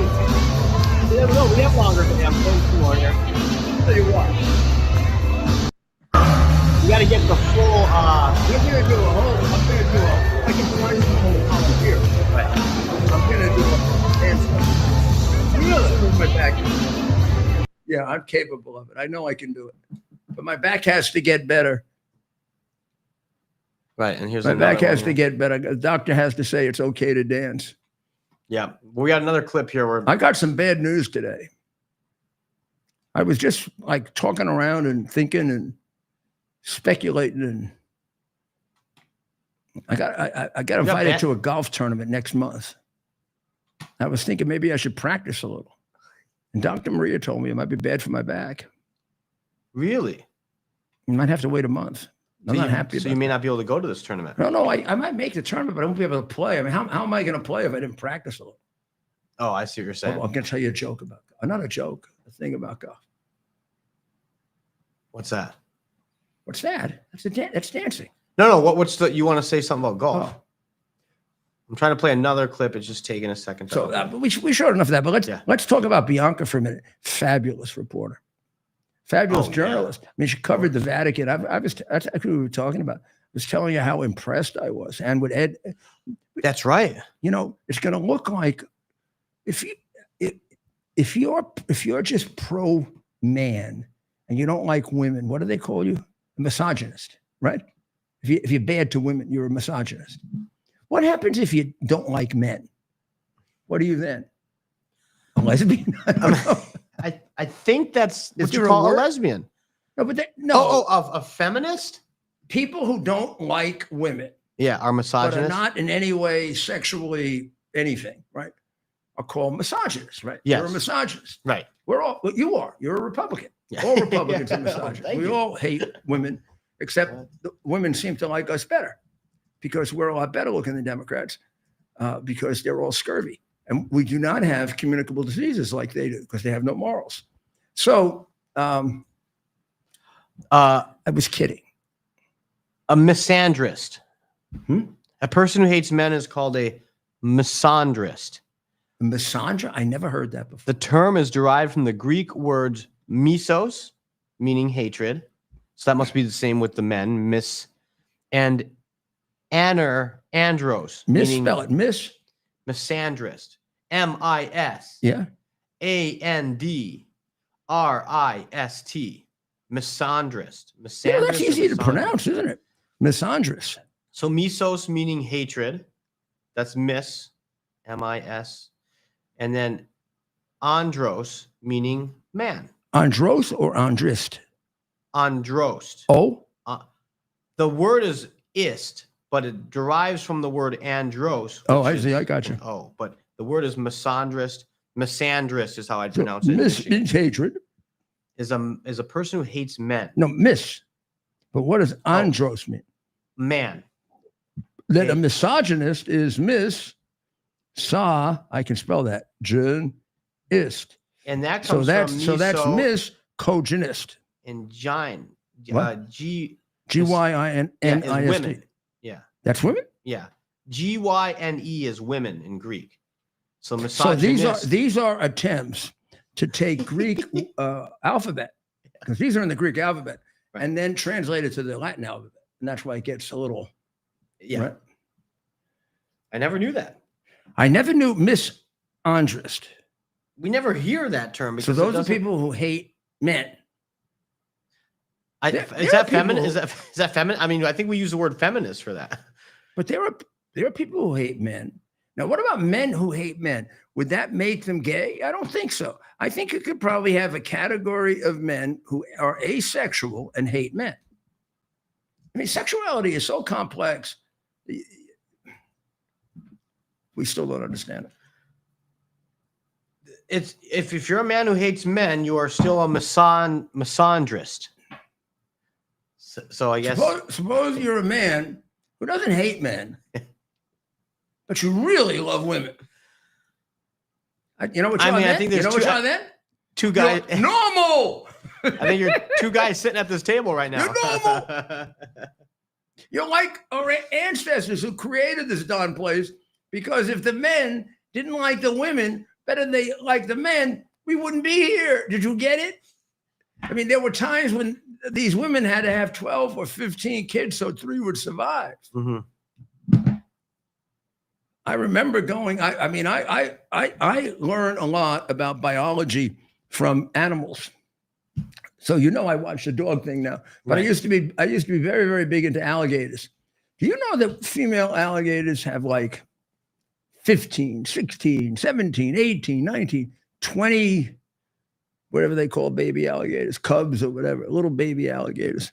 The little baby alligator couldn't even chop your finger off. It's about this big. Yeah. You know, now think about it. Now, mommy alligator's got to protect 20, which means they spread out, right? Right. So she keeps them really close to her. You know, during mating season and birth season, what the male alligators are doing? They're going up and down the stream, up and down the pond, up and down, picking off the babies and eating them. That's their best feeding time for this season. They just eat, the males get the population down to 3-4 a mommy. Because mommy, That's amazing. Mommy can't protect the ones that are far out. That's now, nuts. when the males get over enthusiastic and try to come too far, then you get these great battles. Now, the male alligator can usually defeat the female alligator, but not all the time. So occasionally one of these females will kill one of the males, which is good. Right. I hate that because I'm sure we'll get a biologist on here who will explain this to you. It makes me feel bad. It makes the maternal love purer than the paternal love. You know, you see these things with even birds who got little brains this big, or dogs and cats who got big brains, that what they do for their children. It's very rare that the male does that. Yeah. It's amazing. The mother, I agree. Mother's love for the child is amazing. And then it's amazingly distorted when it gets distorted, which is true of everything. Everything that's amazingly good can be amazingly evil, which is a precept of psychology and theology both. My friend and yours, and I wanted to mention this the other day because it's not getting the show of support that it deserves. But I want the guy who's involved in this to understand. I'm going to come and get him if he does this. You know how much we like Benny Johnson, right? And you know how close he was to Charlie, right? We love Benny. Benny loves you. George Isabel Jr. is threatening to make, and this is one, orphans of Johnson's children, just after Charlie's assassination. Benny received a letter at his home where he and his wife, Kate, are raising their beautiful young family. You remember his family. Remember when he had the first one, I sent him a note, and then the second one, I sent him a note. And when we met him at the convention, I wanted to see his kids, but they weren't there. I just love his kids. Are so adorable. Right. The author of this letter made it very clear that he hated Benny because of his views and he wanted Benny dead. No tolerance. This guy, George Isabel Jr., is now charged in federal court. He was arrested last Friday. If convicted, he'll serve prison time. Thank God. He is described as a left-wing radical. Now, you know, they say, oh, left-wing, right-wing, right-wing. It's not true. It is true there are some right-wing wackadoodles.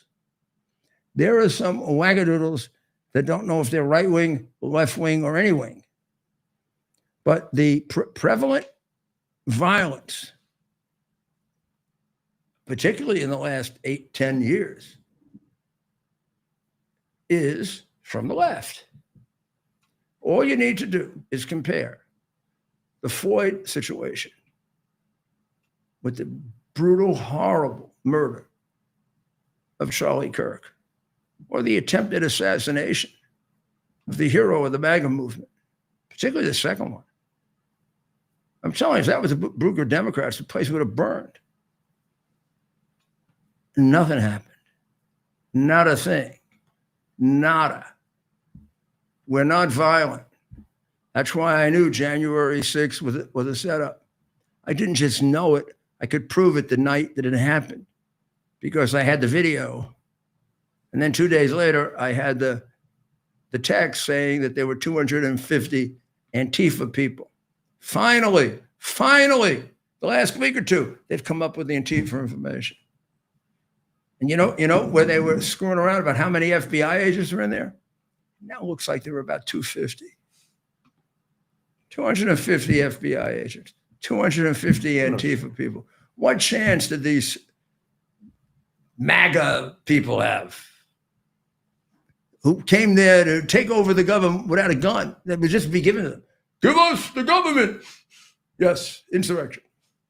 Meanwhile, who had the guns? You can be sure the MAGA people did. They're trained in guns. Right. You know, the FBI did.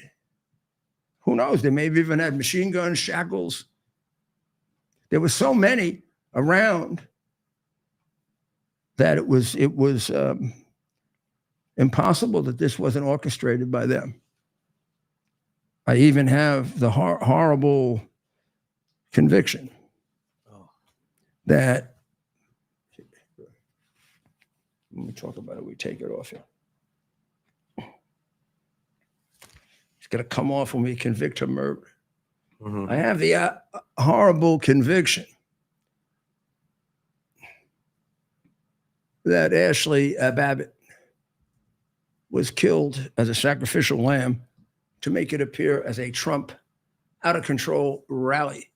Because if they made a mistake and knocked off a couple of those Antifa people, the question would have been, what the hell are they doing here? What are they doing here? They're orchestrating the rally. Oh, maybe for Hollywood and Miss Pelosi. Did you see that Pelosi made $400 million? We covered that last week, Mayor, and I had so many questions. She beat the S&P by hundreds of percents. Should we invest with her? Yeah, I mean, right? I mean, I guess.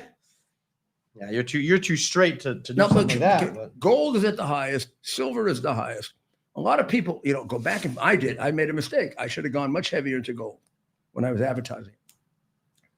I'm ready to do it again because I have this is a non-advertised Rudy Giuliani observation. Please don't take it as advice. I'm not allowed to give legal advice, but if I gave it to you, it'd be right. It'd be a lot more right than any of the freaking lawyers that you have. Who don't study, don't think, don't have any principles. That's why they're members of the bar. But on economics, I'm as much of an amateur as you are. So do not rely on this and talk to your financial analyst. But I have the following thought. I'm going to go buy gold. Gold is at the highest, silver is at the highest. You said, well, you can't buy it. That's what I said a year ago. I don't know how much money I lost with that. It went up from 300 or 3,000 to 4,000. So, 25% increase in your holdings. The projection now, lowest projection, gold goes up about 8%.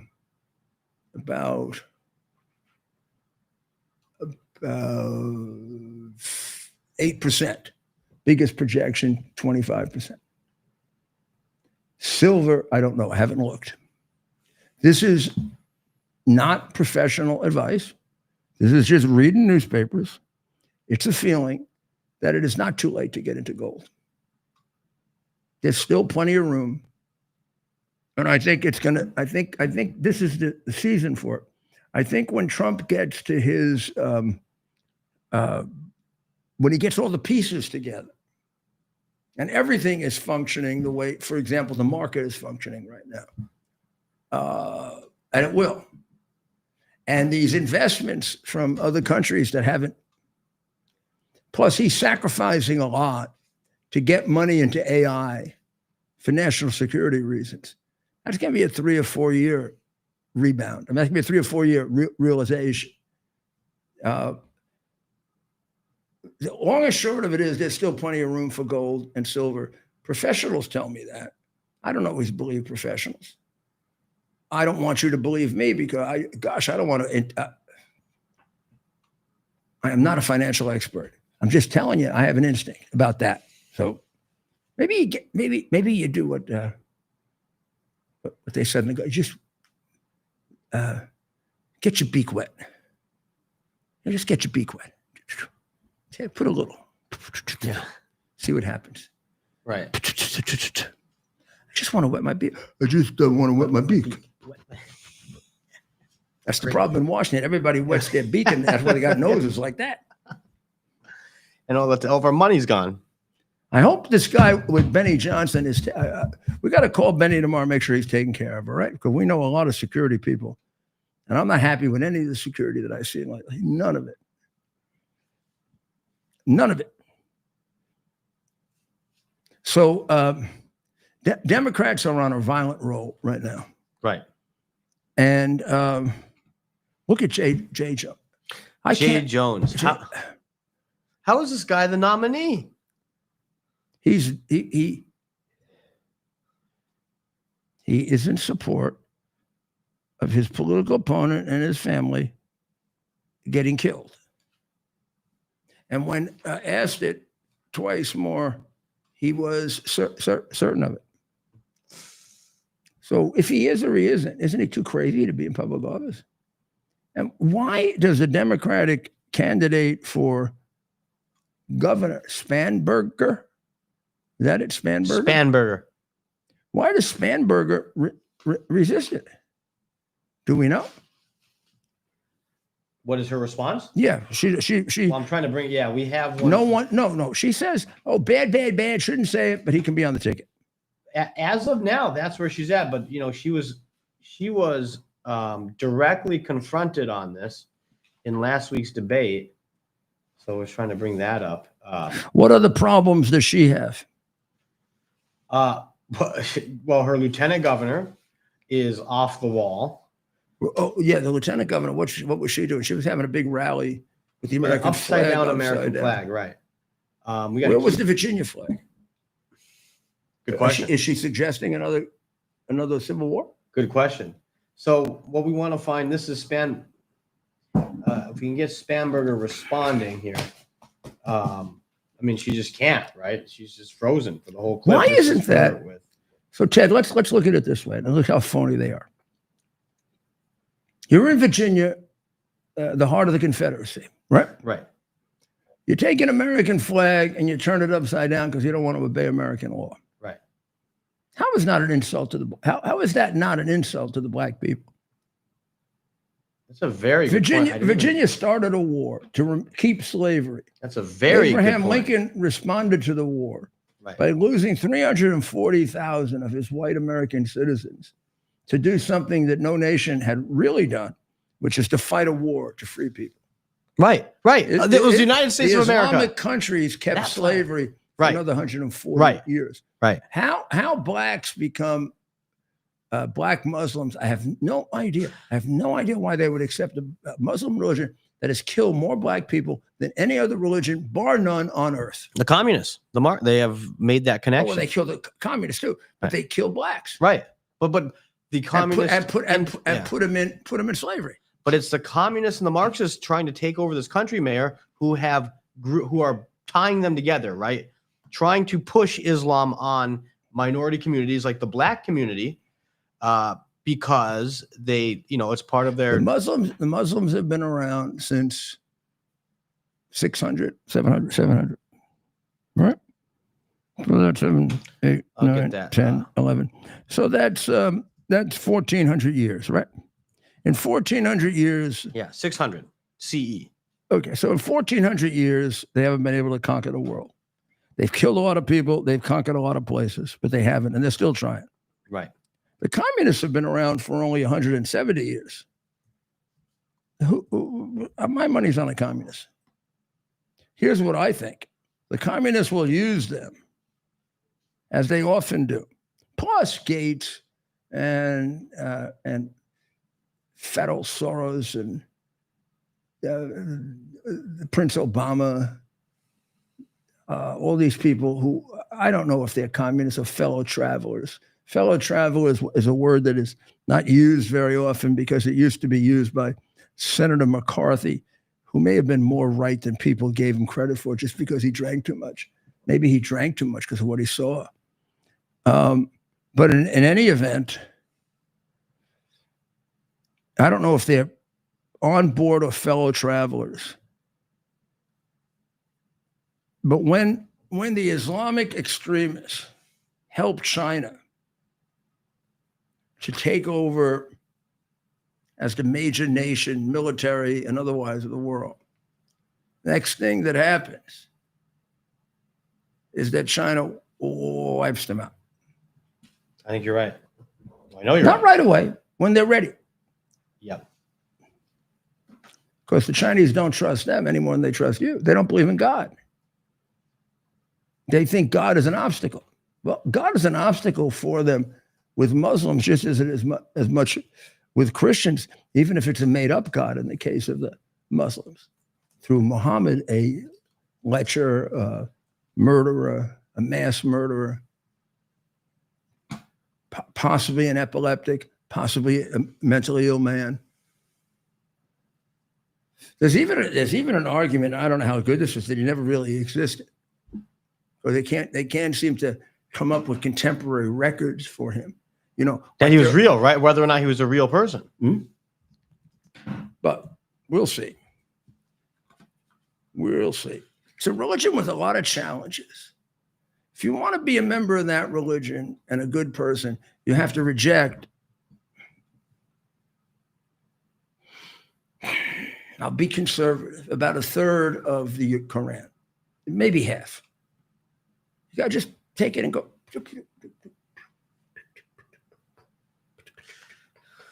Now, here's the problem. There are a couple of parts of the Bible, Old Testament, you got to do that too. But we don't do it no more. They still do. Like the stoning of women. They both have the stoning of women, right? When's the last Jewish woman that got stoned? When's the last Jewish husband that got stoned? That's different. That's a different kind of thing. Now we're talking about religion. Yeah. We're talking about jokes. Yeah. That were absolutely great in the Borscht Belt. Right. But the Jews do not stone women. Half the Muslim world still stones women. Yep. Somehow they didn't put it behind them. And doesn't it generate just how violent and warlike they are? What other group is more warlike than Islam? Even the communists are not as warlike. They're more subtle. Chinese, even more than Russians. The Chinese, in my limited study of them, my knowledge of the Russians was much better. But I try to catch up by reading a lot about China and then comparing it. If I tell you something about the Russians, I'm probably not wrong. If I tell you something about the Chinese, I could be. So I'm going to ask you to look at this too. But from the readings I've been doing, it seems to me that the Chinese would prefer to take us over in a manipulative way. They don't want a war. They don't want a lot of destruction. They don't want to take over a world that's worthless. Now, will they use military power to do it? Yes. We have to assume it. Is it more certain that Russia would use military power if it had it to use it than China? Yes. There is a chance that the Chinese would say it's not worth taking over a world like that. They are I know they're a very different culture. And therefore we would tend to reject them in a way. But in a totally different universe, they are extraordinarily intelligent people. And very deep in their own way. But here's where I get to be a Christian or a Judeo-Christian. Their problem is they're not informed by God.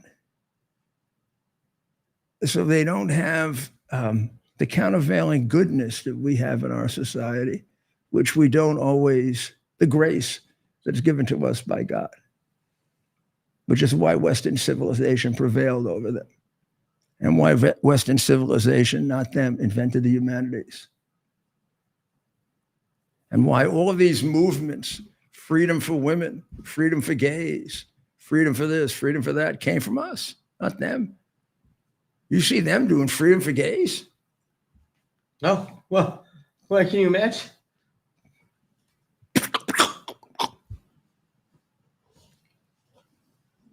The price of gold is $4,100 per ounce.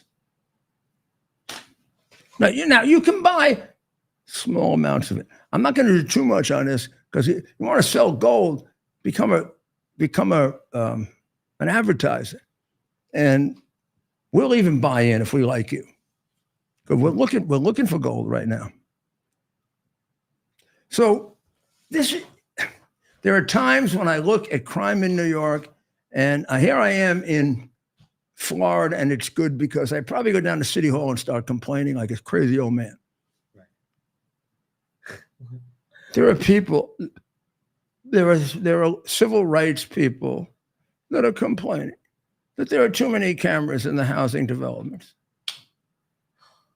Oh my goodness. Who's going to complain about something like that? Do you know when I first put them in? 1994. When I did, I was challenged by the NYCHA organization, the NAACP, the QPD, the XYZP, the Zupa Duper. I was taking away the privacy rights of the citizens of New York housing.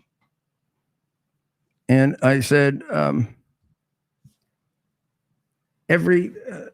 live in a very upper level condo. It has cameras all over the place. I was debating whether to buy or rent when I left being mayor. Every place I looked at, I don't know, they could tell the color of my shoes. Yeah. They had so many cameras. Yeah.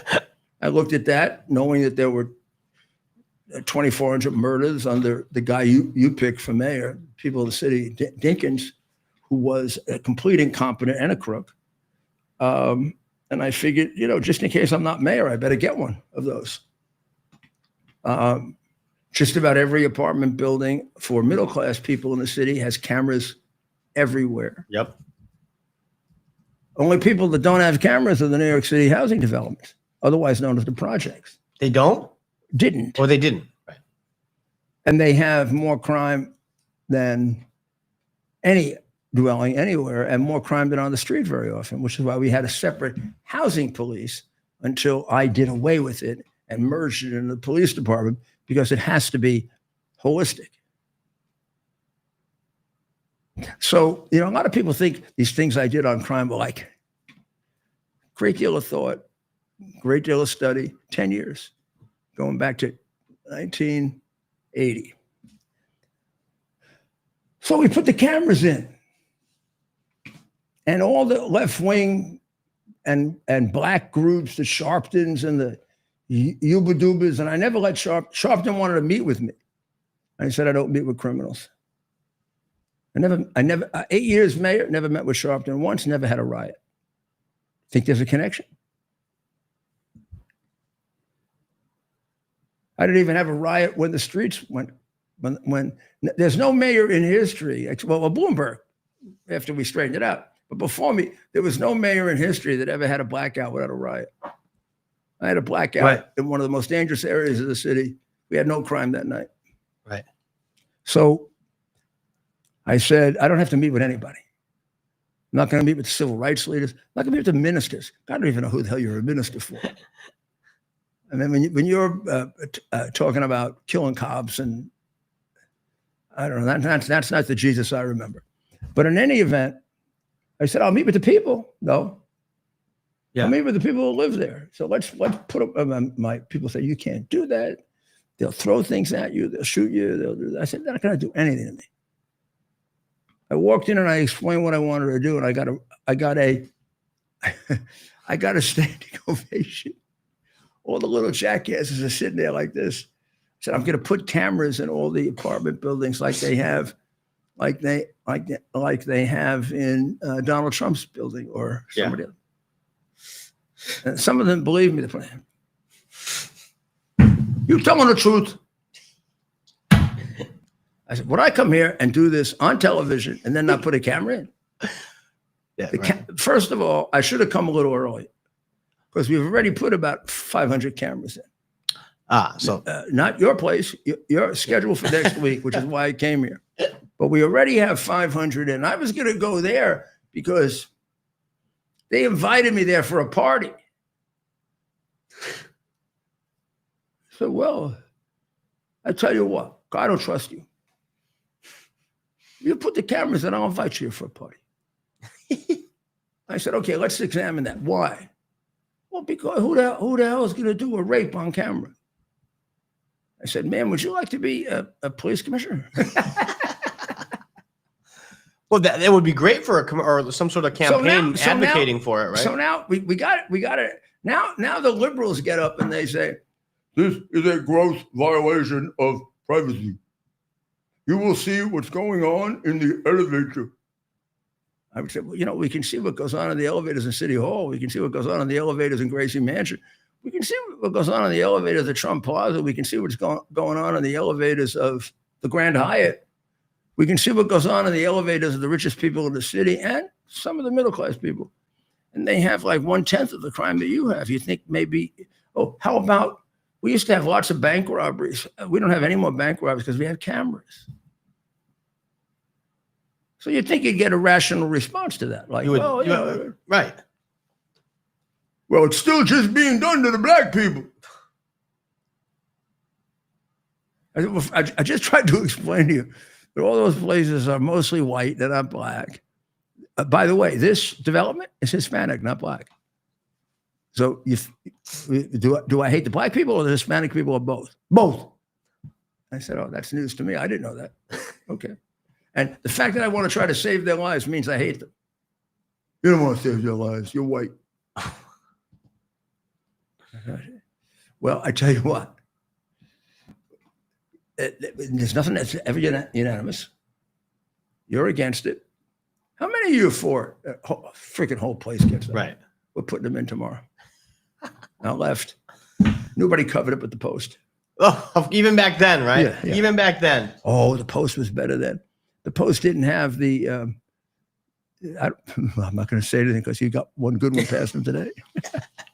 Well, Mayor, we are now entering I still love the Post. I must say. We're entering our 4th hour of coverage. Okay, well, we're going to sum up really quickly. I'm going to give you the last things because tomorrow we have to. Tomorrow is Wednesday, and Dr. Maria has a great show for you tomorrow. So yeah, so we're making up for the time tomorrow. We're going to kind of hook into her show tomorrow. Right. This is like an editorial I saw 24 years ago. To boost public housing safety, put in cameras. Funny. We'll keep up on that. We have some more stories to read up on for tomorrow. May want to try to get Andrew on. Yeah, we do. And we also would like to take a look at, I'll tell you what's really becoming dynamic, Venezuela. I think we're going to wake up one morning. Right. And Mr. Maduro is going to be in Spain with that miserable prime minister there who will not put his money in for NATO. And Trump today backed down a little. Trump said he should be penalized. Originally, Trump said he should be thrown out. But I agree with penalizing him. I don't think you should throw Spain out yet. You got to keep the what's the purpose of NATO if you're going to start kicking people out? Put the pressure on, because Spain is not essentially a conservative country. I think Dr. Maria would agree with that, having been in Spain. It's right, not Dr. a conservative. Maria? It's basically a conservative country. It is conservative, right? I don't know. You don't know for sure? Well, Dr. Maria, Dr. Maria, I don't think feels well. She has a cough. So she's giving us non-considered opinions. Without knowing, well, the more I think about it, when you hear about Spain in the news, you would think conservative, religious, Catholic. Yeah, but they get frightened by Franco. Right. They have the Franco thing. Yeah. Fascist, like they did to Giorgia Meloni. Yeah. Fascist, or Berlusconi. Fascist. The minute you go right in Europe, you're a fascist. Here in America, now you're a fascist. Now you're racist is the more powerful charge that here. use here. Fascist doesn't. Nazi is better than fascist here. Well, remember Christian nationalism was a thing for a little bit, but you're right. They went back to Nazi though, because the Christian nationalists like sign me up, so they had to go back to calling people Nazis. I am, but racist and bigot were the big ones back in the day. I'm not a racist and bigot. What are you saying? No, you're not. I'm saying that was their big. That's what they'd call us back in the day. So now, how did the Israelis get rid of the tunnels in Gaza without it looking like another war? I don't know if it's true, but these articles and a little bit of information that I tried to get says only 25% of the tunnels have been destroyed. They all have to be destroyed, right, so it doesn't become an oasis for terrorists. How do they do that, Ted? Well, that's my question, Mayor. I mean, you could ask me, but I think the audience is waiting to hear from somebody who has experience all over the world handling security, safety, this sort of stuff. It isn't hard to do in terms of on the ground. You just go in and blow them up. The question is the question is the unreal, stupid, idiotic, evil world we live in, where that will be made into another attack. It won't be tied in. It won't be tied into the fact that they promised to get rid of the tunnels. It won't even be tied into the fact that they promised to disarm. The minute Israel or us or whatever go in there and take their arms away and blow up their tunnels, then we're attacking them. Even though they promised to do it. And they appear to already be breaking parts of the agreement. If it's true, Mayor, that we're seeing Hamas fighters with their weapons returning to Gaza and attempting to call the shots, even if it's on one street. Yeah, I saw one, but I wasn't sure. I didn't send it to you. I saw one that claimed, but I don't want to cause a war. We'll spend tonight and tomorrow. We'll see if we can certify. Yeah, if we can certify that Hamas has got weapons. I am very sure, however, that the ones who came out of prison were given guns. Right. That I think I saw pictures of. Yep. And by the way, not just pictures. You can see them shooting down other Palestinians in the street. Right. That's what I thought we saw. And again, we'll try to confirm these for you tomorrow. And I think they thought if they start off with Palestinians, the Jews won't care. As long as we're not killing Jews yet. Right. That's the key word there. Well, Ted and I are now going to sign off for the evening. We're going to go downstairs there and it looks like you could have dinner down there, right? It does appear. And I've been noticing the guys, and you've been there multiple times, right? I've been watching you can see the guys up against the wall. They all kind of do things differently and over and back of us here. Yeah. So I'd seen the guy, right? And it's a whole great restaurants. Great restaurants. Oh, you're not kidding. You'd enjoy it too. There's one where you can dance on the tables. You're not kidding. Mm-mm. You think why would you suggest that one for me? Oh, they're about four because there's not one. Oh, action's back that way. And I know it's a holy city, but they don't fool around there. I've heard. Yeah. Okay. Well, we'll tell you more about that tomorrow night. Too much fun. We'll be back tomorrow. And tomorrow I'm going to tell you who. I'm going to show you right now. Can we put that on? Is it? Yeah, get back on. I have to do a little work here to find it exactly. Oh, there's. You gotta figure out automatic. All I do is look at Alec Baldwin. Oh, we had. It's really terrible. Ooh, I like that picture.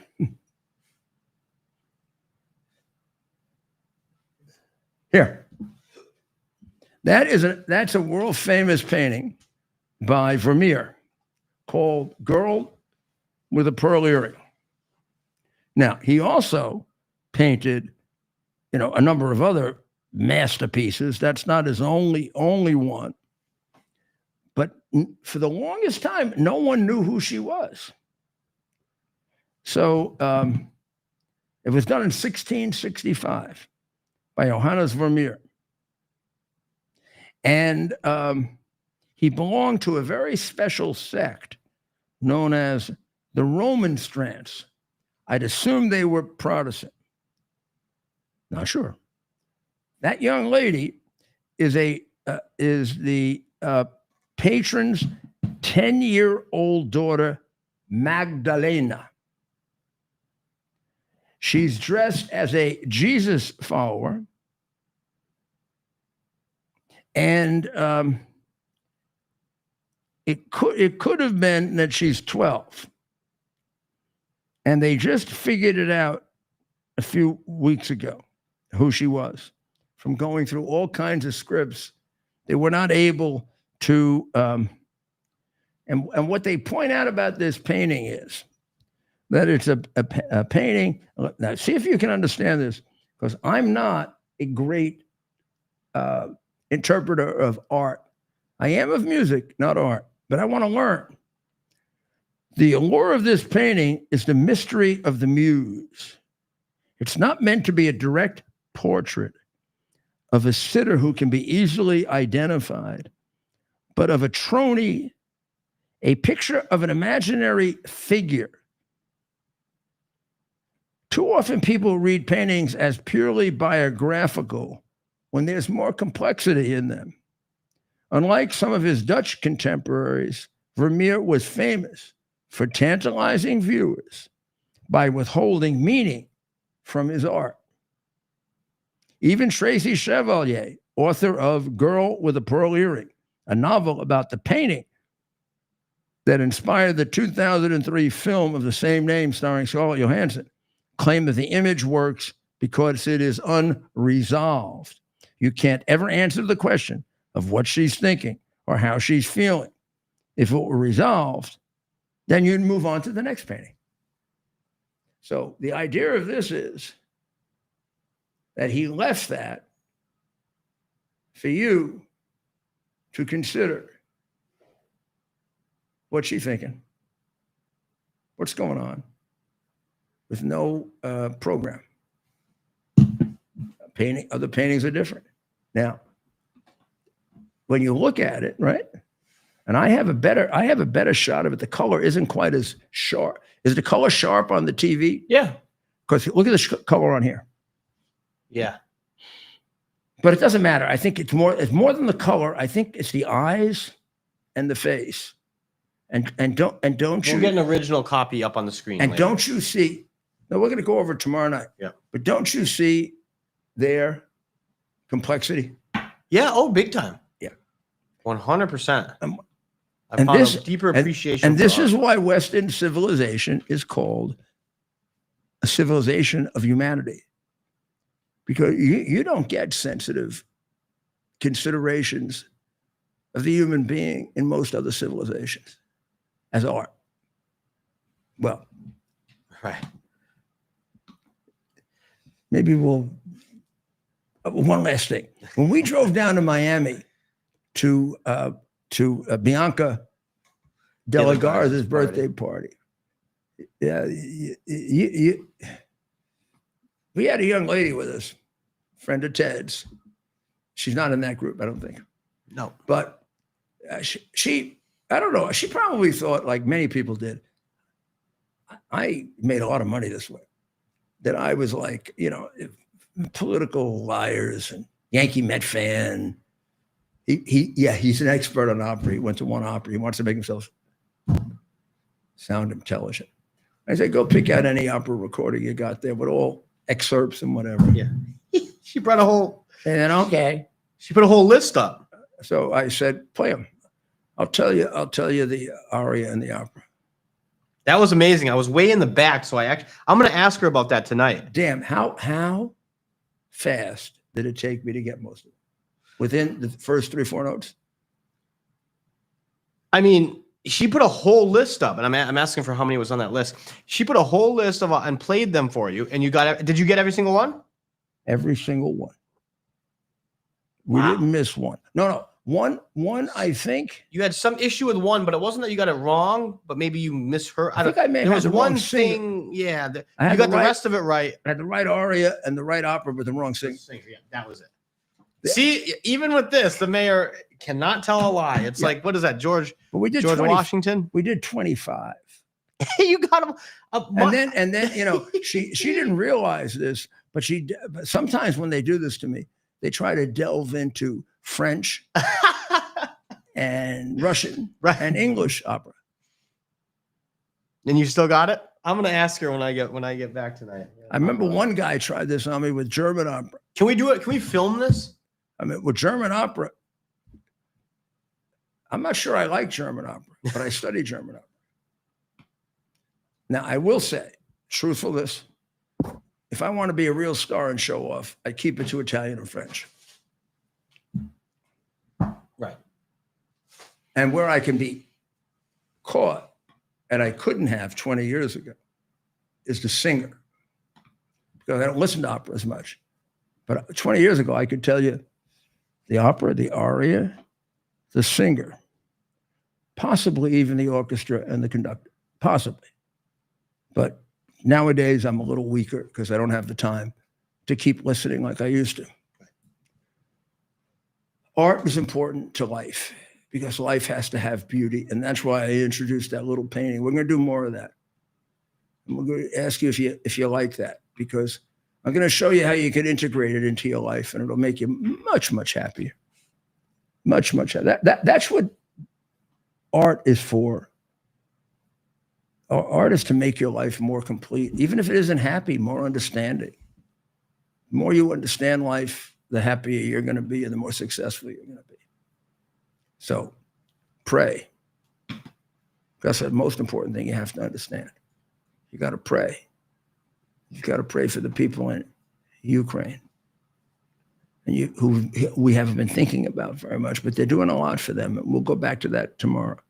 Pray for the people of Israel. They're right on the verge. Pray for the rest of the Arab countries, because they could be led to something so much better. Pray for Iran. Pray for the United States and our good friend Israel. Together, we're like one now. And pray for our great president and their great prime minister. They continue to have the wisdom they've displayed. And we'll be back tomorrow night. 7? Right? Yep. 8? Right. Where do you go? Where do you go at 8? I'll try to confuse you. 8 o'clock, right here on X, but we're also on YouTube, Rumble, Instagram, Newsmax 2, Facebook. Tell people about us. Yeah, help spread the word. It helps us. The bigger audience we have, the better it is, and the more we can educate people and make sure they get the information they don't get elsewhere. I should put a little check mark every time we do one that you don't get elsewhere. Yeah, we should do that. We are. I'm thinking about doing that. That's a good one.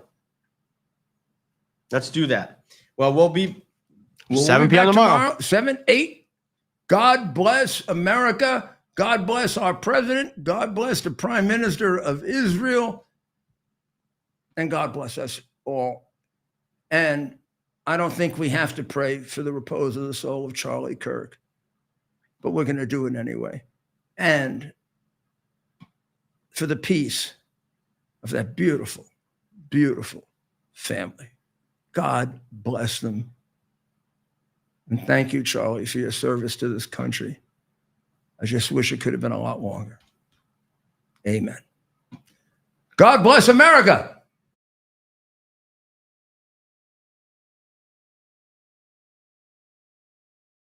It's our purpose to bring to bear the principle of common sense and rational discussion to the issues of our day.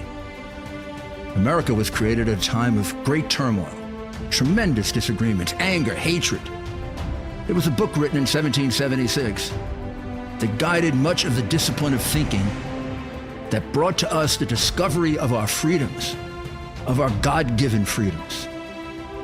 It was Thomas Paine's Common Sense, written in 1776, one of the first American bestsellers, in which Thomas Paine explained, by rational principles, the reason why these small colonies felt the necessity to separate from the Kingdom of Great Britain and the King of England.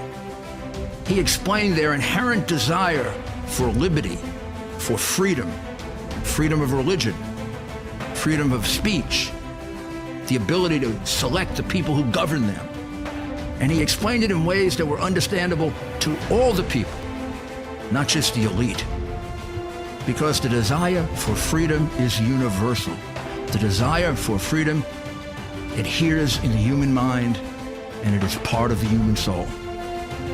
This is exactly the time we should consult our history.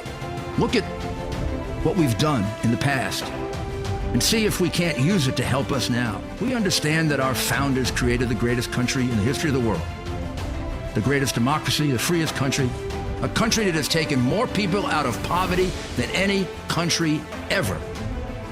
All of us are so fortunate to be Americans.